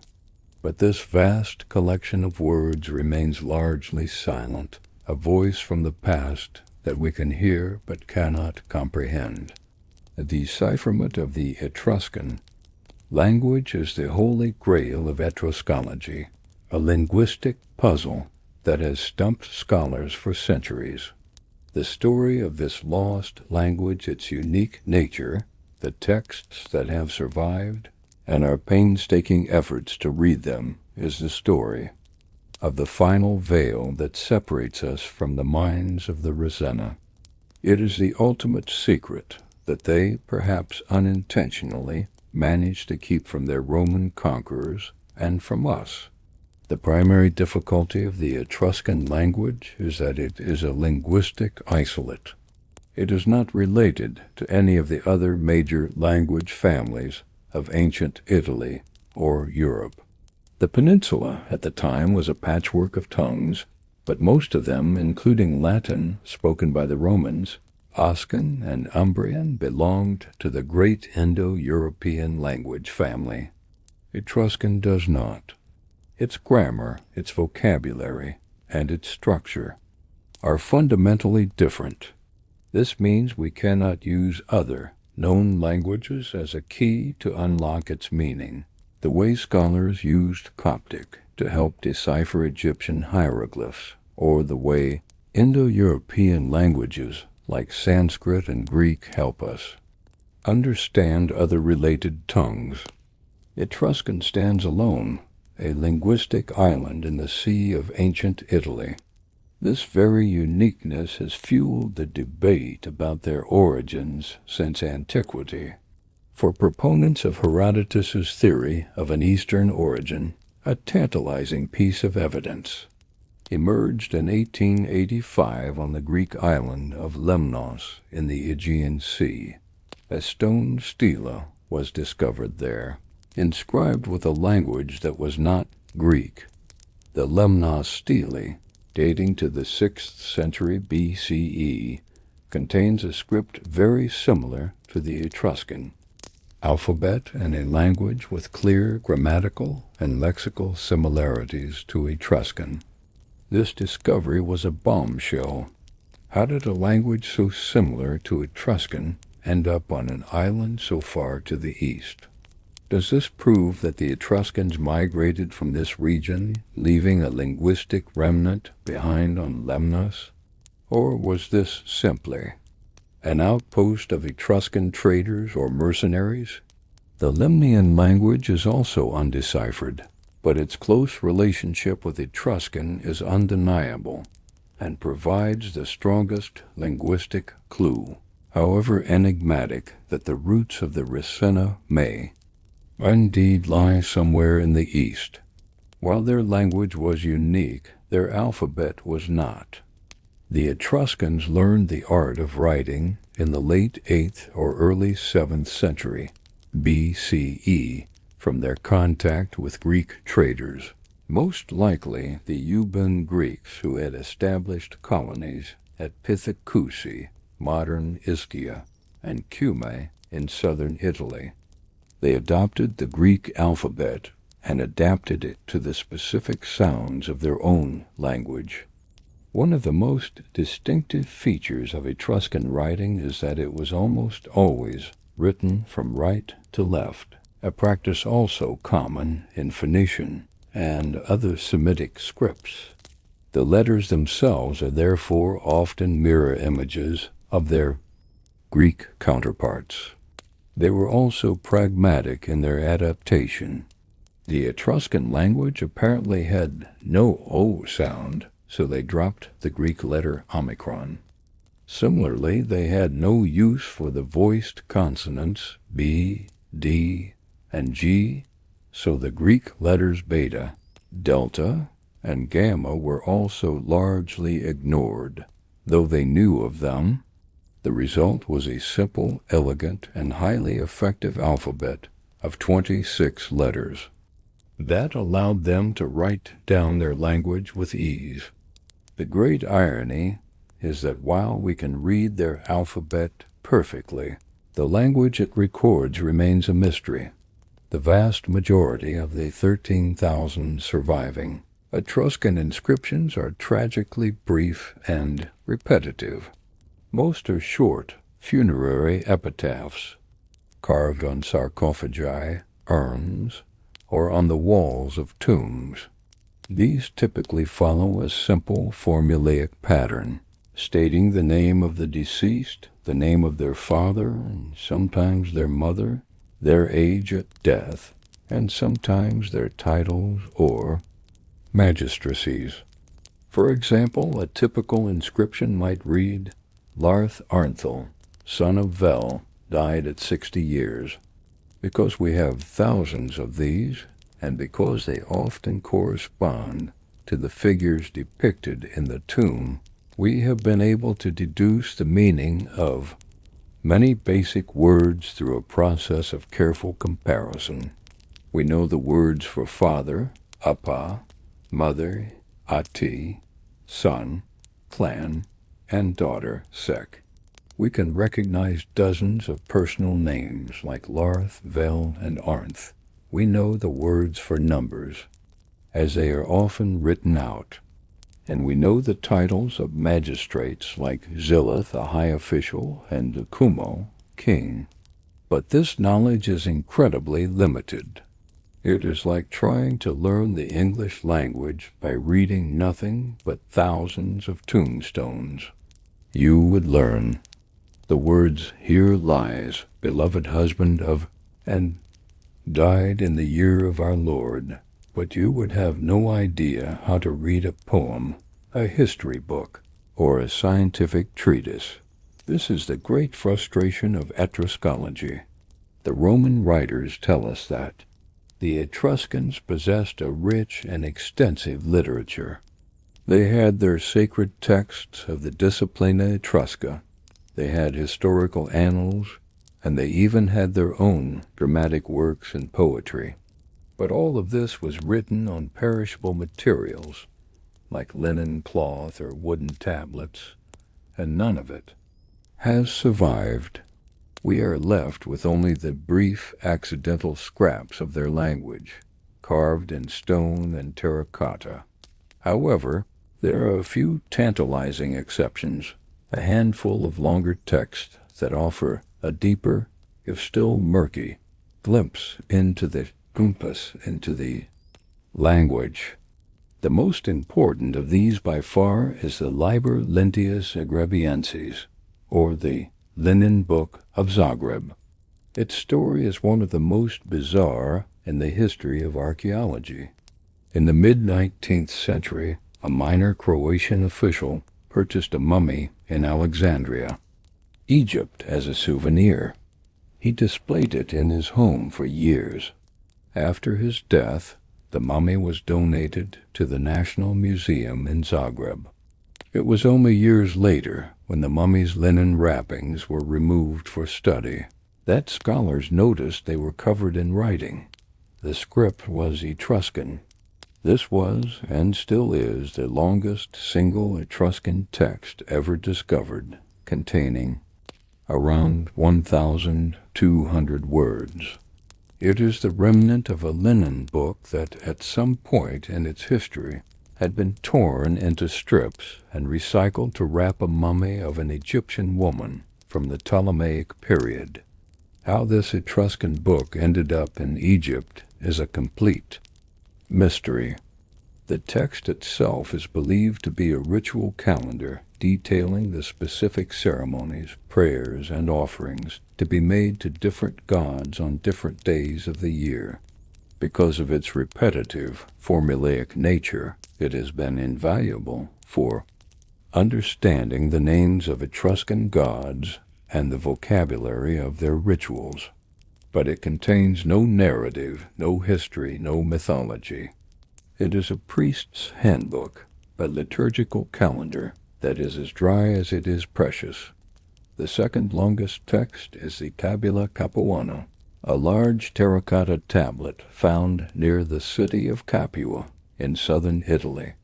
It contains about 390 words and also appears to be a religious calendar detailing the rites for the burial of a specific individual. The most famous discovery, and the one that held the most promise of a true breakthrough, was the unearthing of the Pyrgi tablets in 1964. These 3 thin sheets of gold were found in the sanctuary of the ancient Etruscan port of Pyrgi. 2 of the tablets were inscribed in Etruscan, and the third was inscribed in Phoenician, a well-understood Semitic language.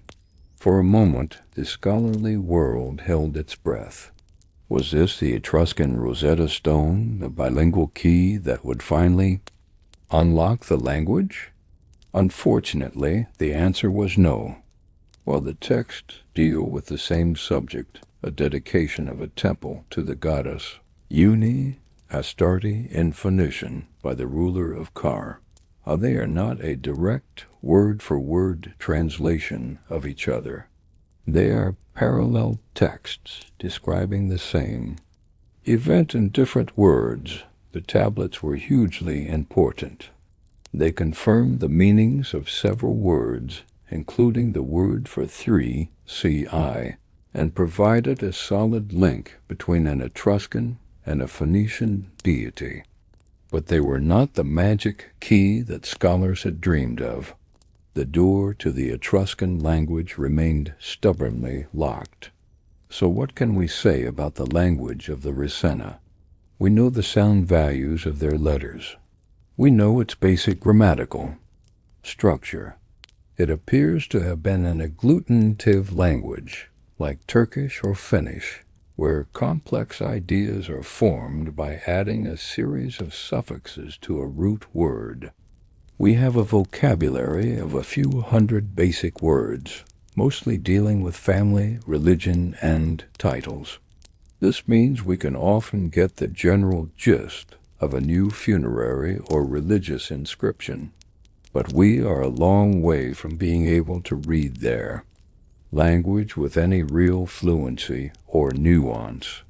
We have no sense of their poetry, the structure of their historical narratives, or the complexity of their philosophical thought.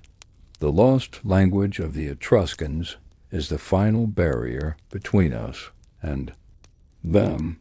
It is what keeps them shrouded in enigma. We can see their world through the vibrant art of their tombs. We can analyze the structure of their society through the ruins of their cities and the contents of their graves, and we can understand their influence on Rome. But until we can read their words, We will never truly be able to enter their minds. Their language is the ultimate symbol of their fate. A culture whose voice was so completely silenced by the triumph of their Roman successors that, even when we find their words, we can no longer understand what they have to say. After the final absorption of the Etruscan cities into the Roman state in the 1st century BCE, a great silence descended upon Etruria. Their language ceased to be spoken, their sacred texts were no longer copied, and their unique cultural identity dissolved into the great melting pot of the Roman Empire.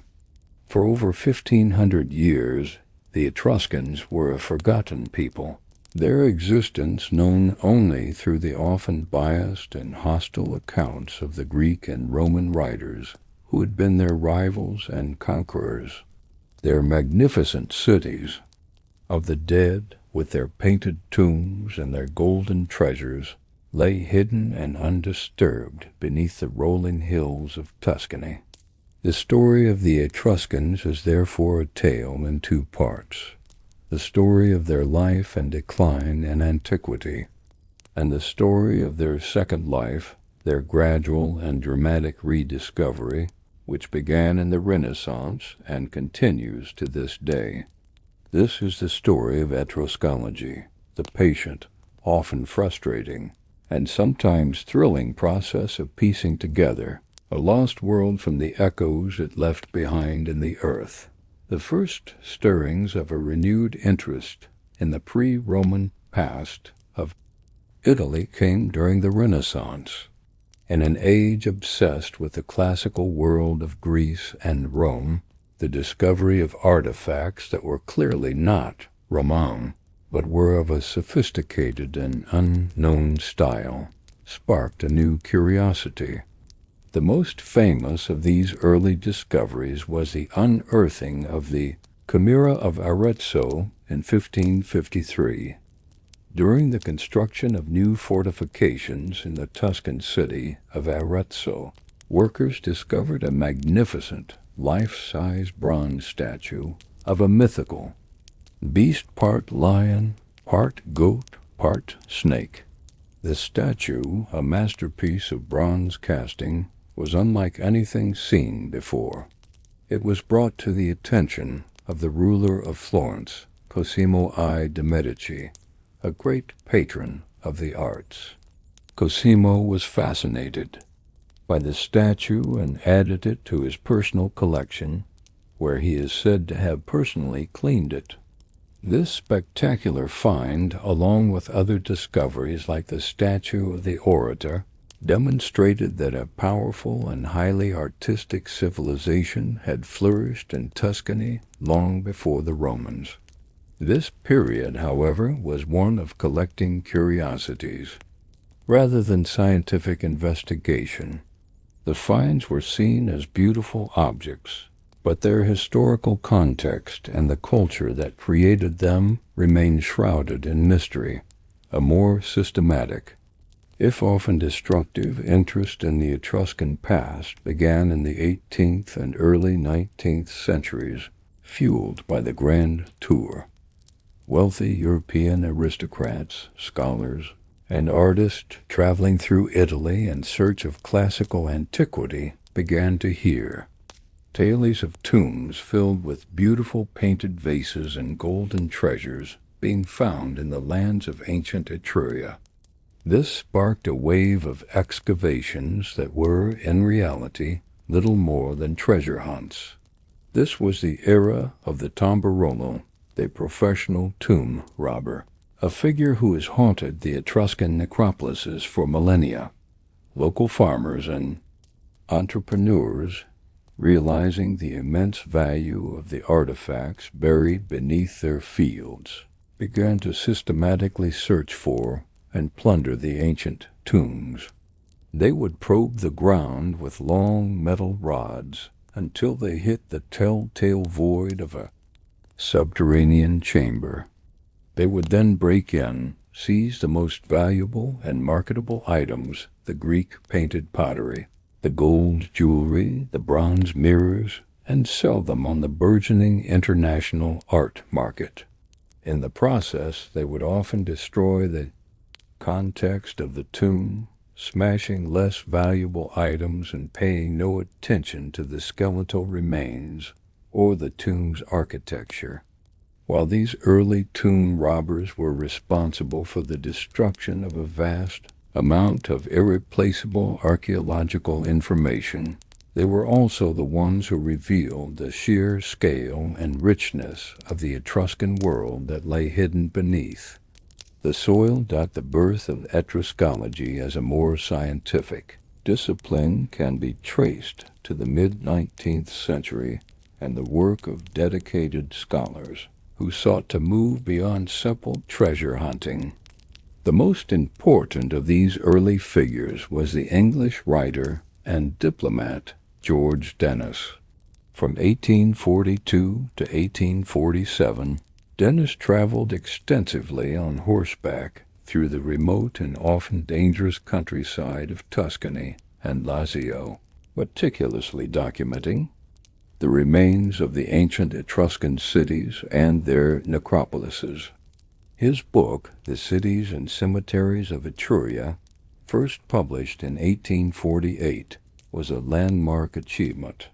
It was a detailed, scholarly, and yet deeply personal and engaging travelogue that provided the first comprehensive guide to the lost world of the Etruscans. Dennis described the visible ruins. He climbed down into freshly opened tombs to record their paintings before they faded, and he synthesized all the available historical and archaeological evidence.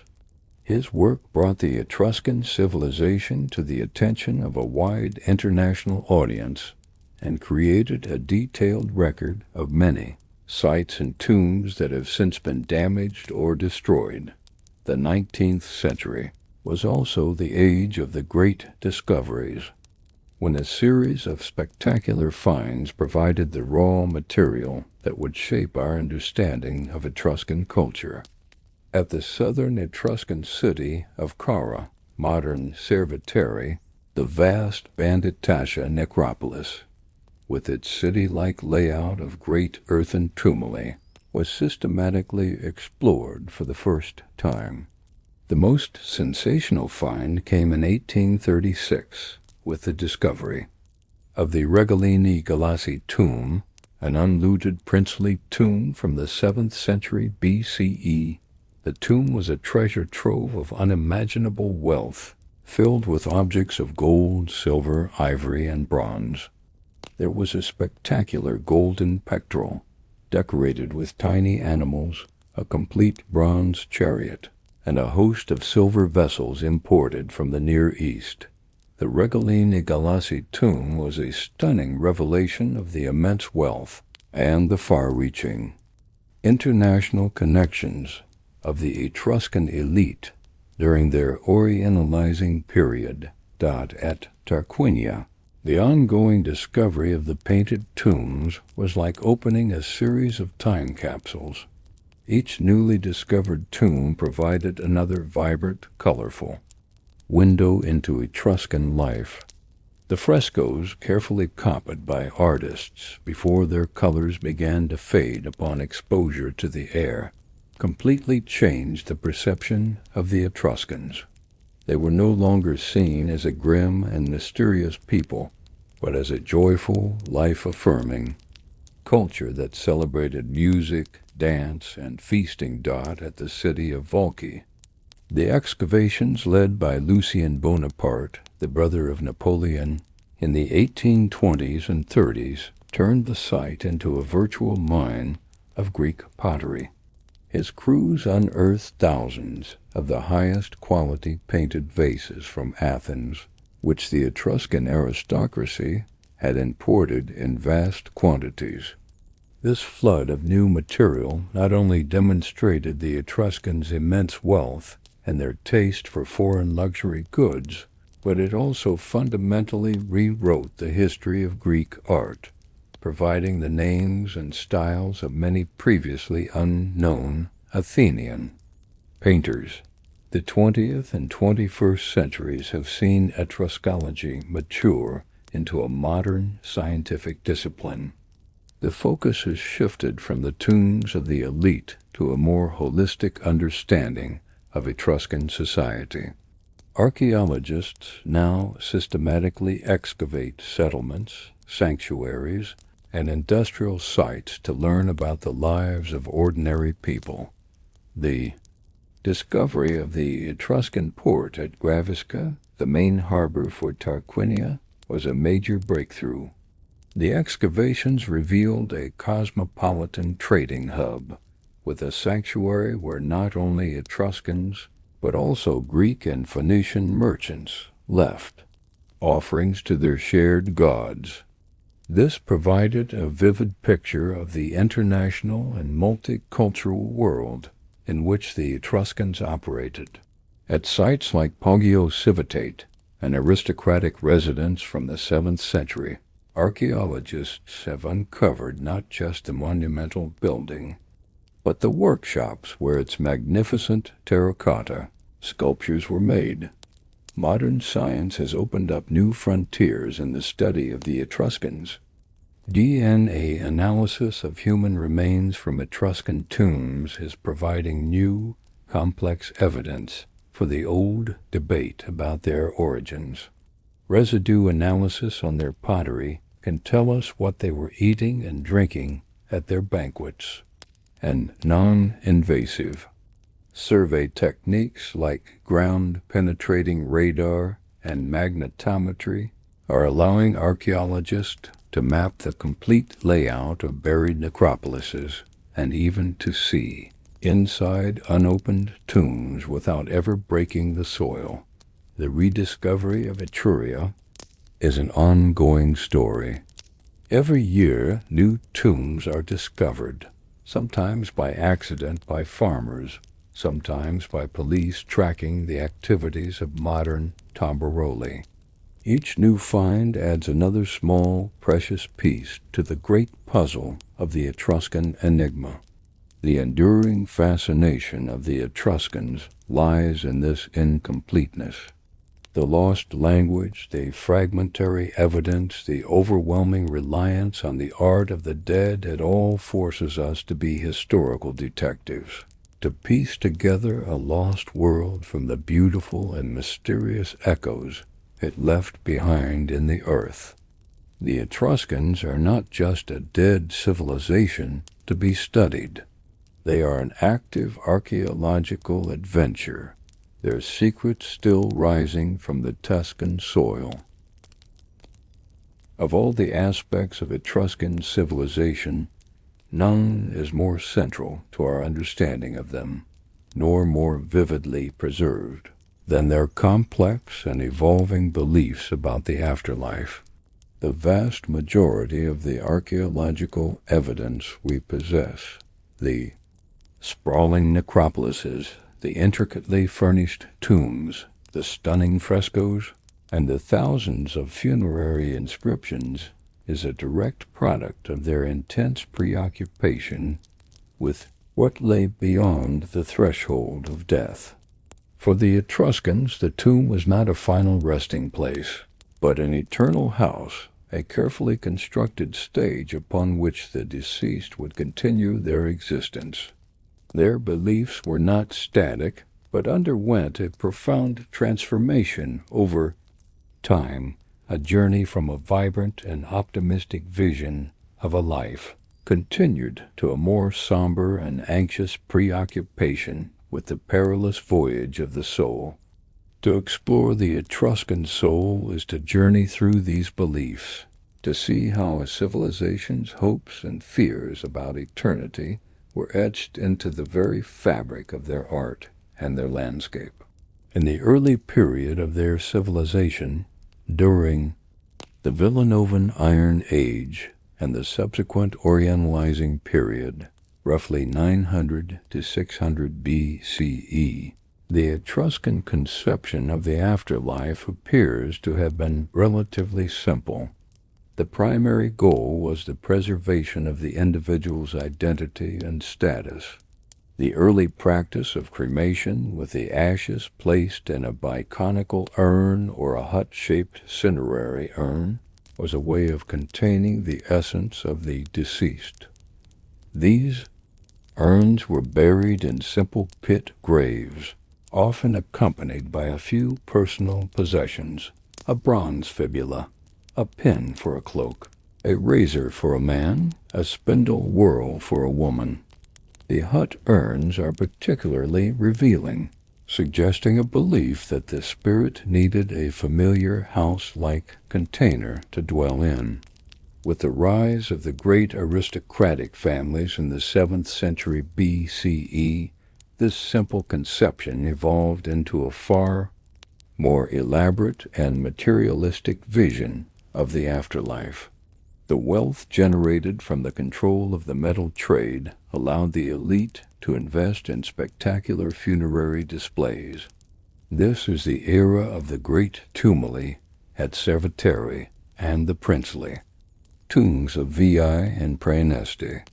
The practice of inhumation, burial of the body, became more common alongside cremation, and the tombs were transformed from simple pits into elaborate, multi-chambered subterranean houses carved from the living rock. The core belief during this period seems to have been that the afterlife was a direct continuation of earthly existence. Life after death was simply life lived in a different place. To ensure this continuity, the tomb had to be a perfect replica of the deceased's earthly home, fully furnished for an eternal existence. The tomb of the reliefs at Cerveteri is the ultimate expression of this belief. The walls are covered in painted stucco reliefs of everyday objects, a complete inventory of a well-stocked aristocratic house: tools, kitchenware, furniture, weapons, and even a pet dog. The tomb was a self-contained and fully functional eternal home. The deceased themselves were often placed on stone benches carved to resemble beds. They were surrounded by immense wealth, elaborate jewelry, imported ivory goods, and, most importantly, a vast array of vessels for feasting. The Etruscans placed an enormous emphasis on the banquet as the central social and ritual activity, and they clearly believed that this feasting would continue in the next world. The tombs are filled with bronze cauldrons, wine amphorae, and thousands of pieces of the finest painted pottery imported from Greece. These were not just status symbols. They were the essential equipment for the eternal party that the deceased expected to enjoy with their ancestors. The famous sarcophagus of the spouses, with its joyful depiction of a husband and wife reclining together at a feast, perfectly encapsulates this optimistic and materialistic vision of the good life, eternally continued. The famous painted tombs of Tarquinia from the Archaic period, 600 to 480 BCE, provide the most vibrant and detailed picture of this celebratory vision of the afterlife. The frescoes are not about the process of death or judgment, but about the pleasures of life that were to be perpetuated. The walls are filled with scenes of banqueting, music, and dancing. The tomb of the leopards shows elegantly dressed men and women feasting together, a scene of sophisticated and joyful camaraderie. The tomb of the triclinium is a swirl of motion, with lyre players and flute players providing the soundtrack for energetic, graceful dancers. The tomb was not a somber place of mourning, but a magical space where the vibrant energies of life music, dance, athletic competition, and feasting were eternally present to sustain and entertain the spirit of the deceased. The afterlife was a paradise of aristocratic pleasure, a continuation of the best moments of earthly existence. There is no hint of a judgment, no fear of damnation, no monstrous demons. The journey to this paradise seems to have been an unproblematic one, a simple transition from one house to another. However, beginning in the late 5th century and becoming more pronounced in the Hellenistic period, from the 4th century BCE onwards, a profound and dramatic shift occurred in the Etruscan conception of the afterlife.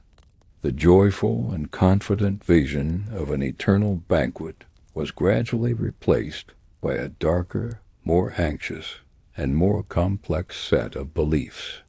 The journey to the underworld, once a simple transition, was now depicted as a perilous and frightening ordeal, a true voyage into a world of shadows, judgment, and fearsome demons.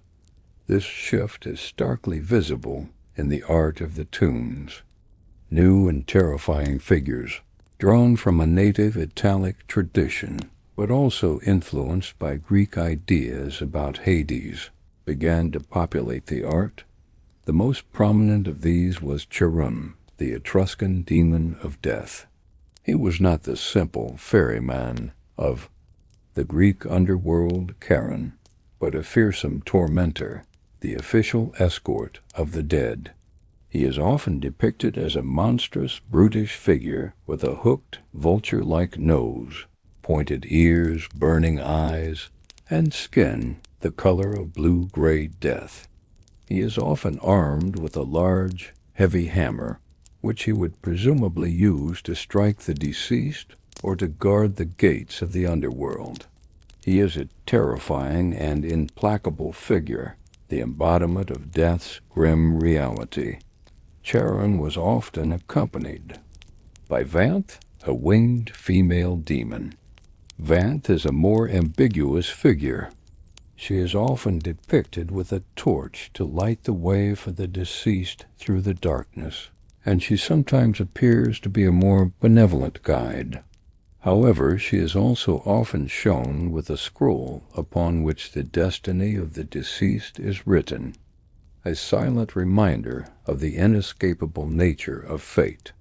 The presence of these two figures, Charon and Vanth, flanking the door of a tomb, signaled the transition to a new and more frightening vision of the world beyond the grave.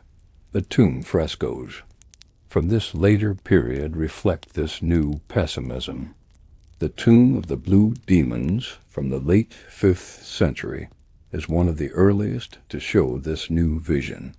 On the right wall, a boat waits to take the deceased on their journey across a dark river, but the ferryman is the terrifying Charon, and the underworld is populated by fearsome blue and black demons. The Tomb of the Infernal Quadriga from the 4th century is even more dramatic. It depicts a demon with wild, flaming hair driving a chariot of griffins, dragging his soul down into the fiery abyss of the underworld.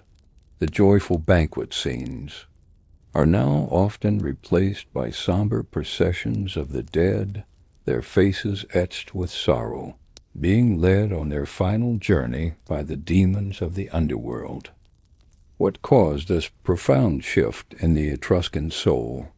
It was almost certainly a reflection of their changing historical circumstances. The 5th and 4th centuries BCE were a time of crisis and decline for the Etruscans. Their naval power had been shattered at the Battle of Cumae. The Gauls were overrunning their territories in the north, and the relentless existential threat of Rome was growing ever stronger in the south. Their world was becoming a more dangerous and uncertain place. Their art, particularly their funerary art, which dealt with the ultimate questions of destiny, began to reflect this new reality. The confident optimism of their golden age gave way to a deep-seated anxiety about the future, both for their civilization and for the individual soul. The Etruscans also seem to have adopted a more complex and structured view of the underworld itself, likely influenced by Greek ideas. Their underworld was ruled by the divine couple Aita and Persephone, the Etruscan equivalents of Hades and Persephone.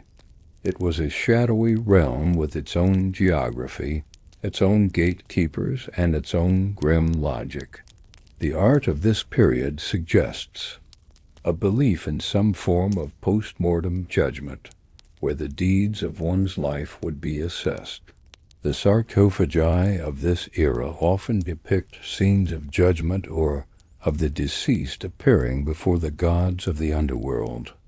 One of the most common motifs on later funerary urns is a scene of combat between two brothers, Eteocles and Polynices, a famous story from Greek mythology.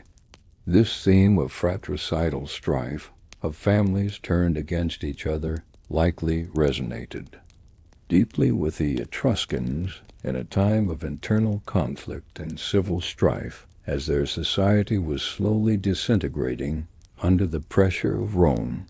The Etruscan journey in the afterlife was a mirror of their journey in history.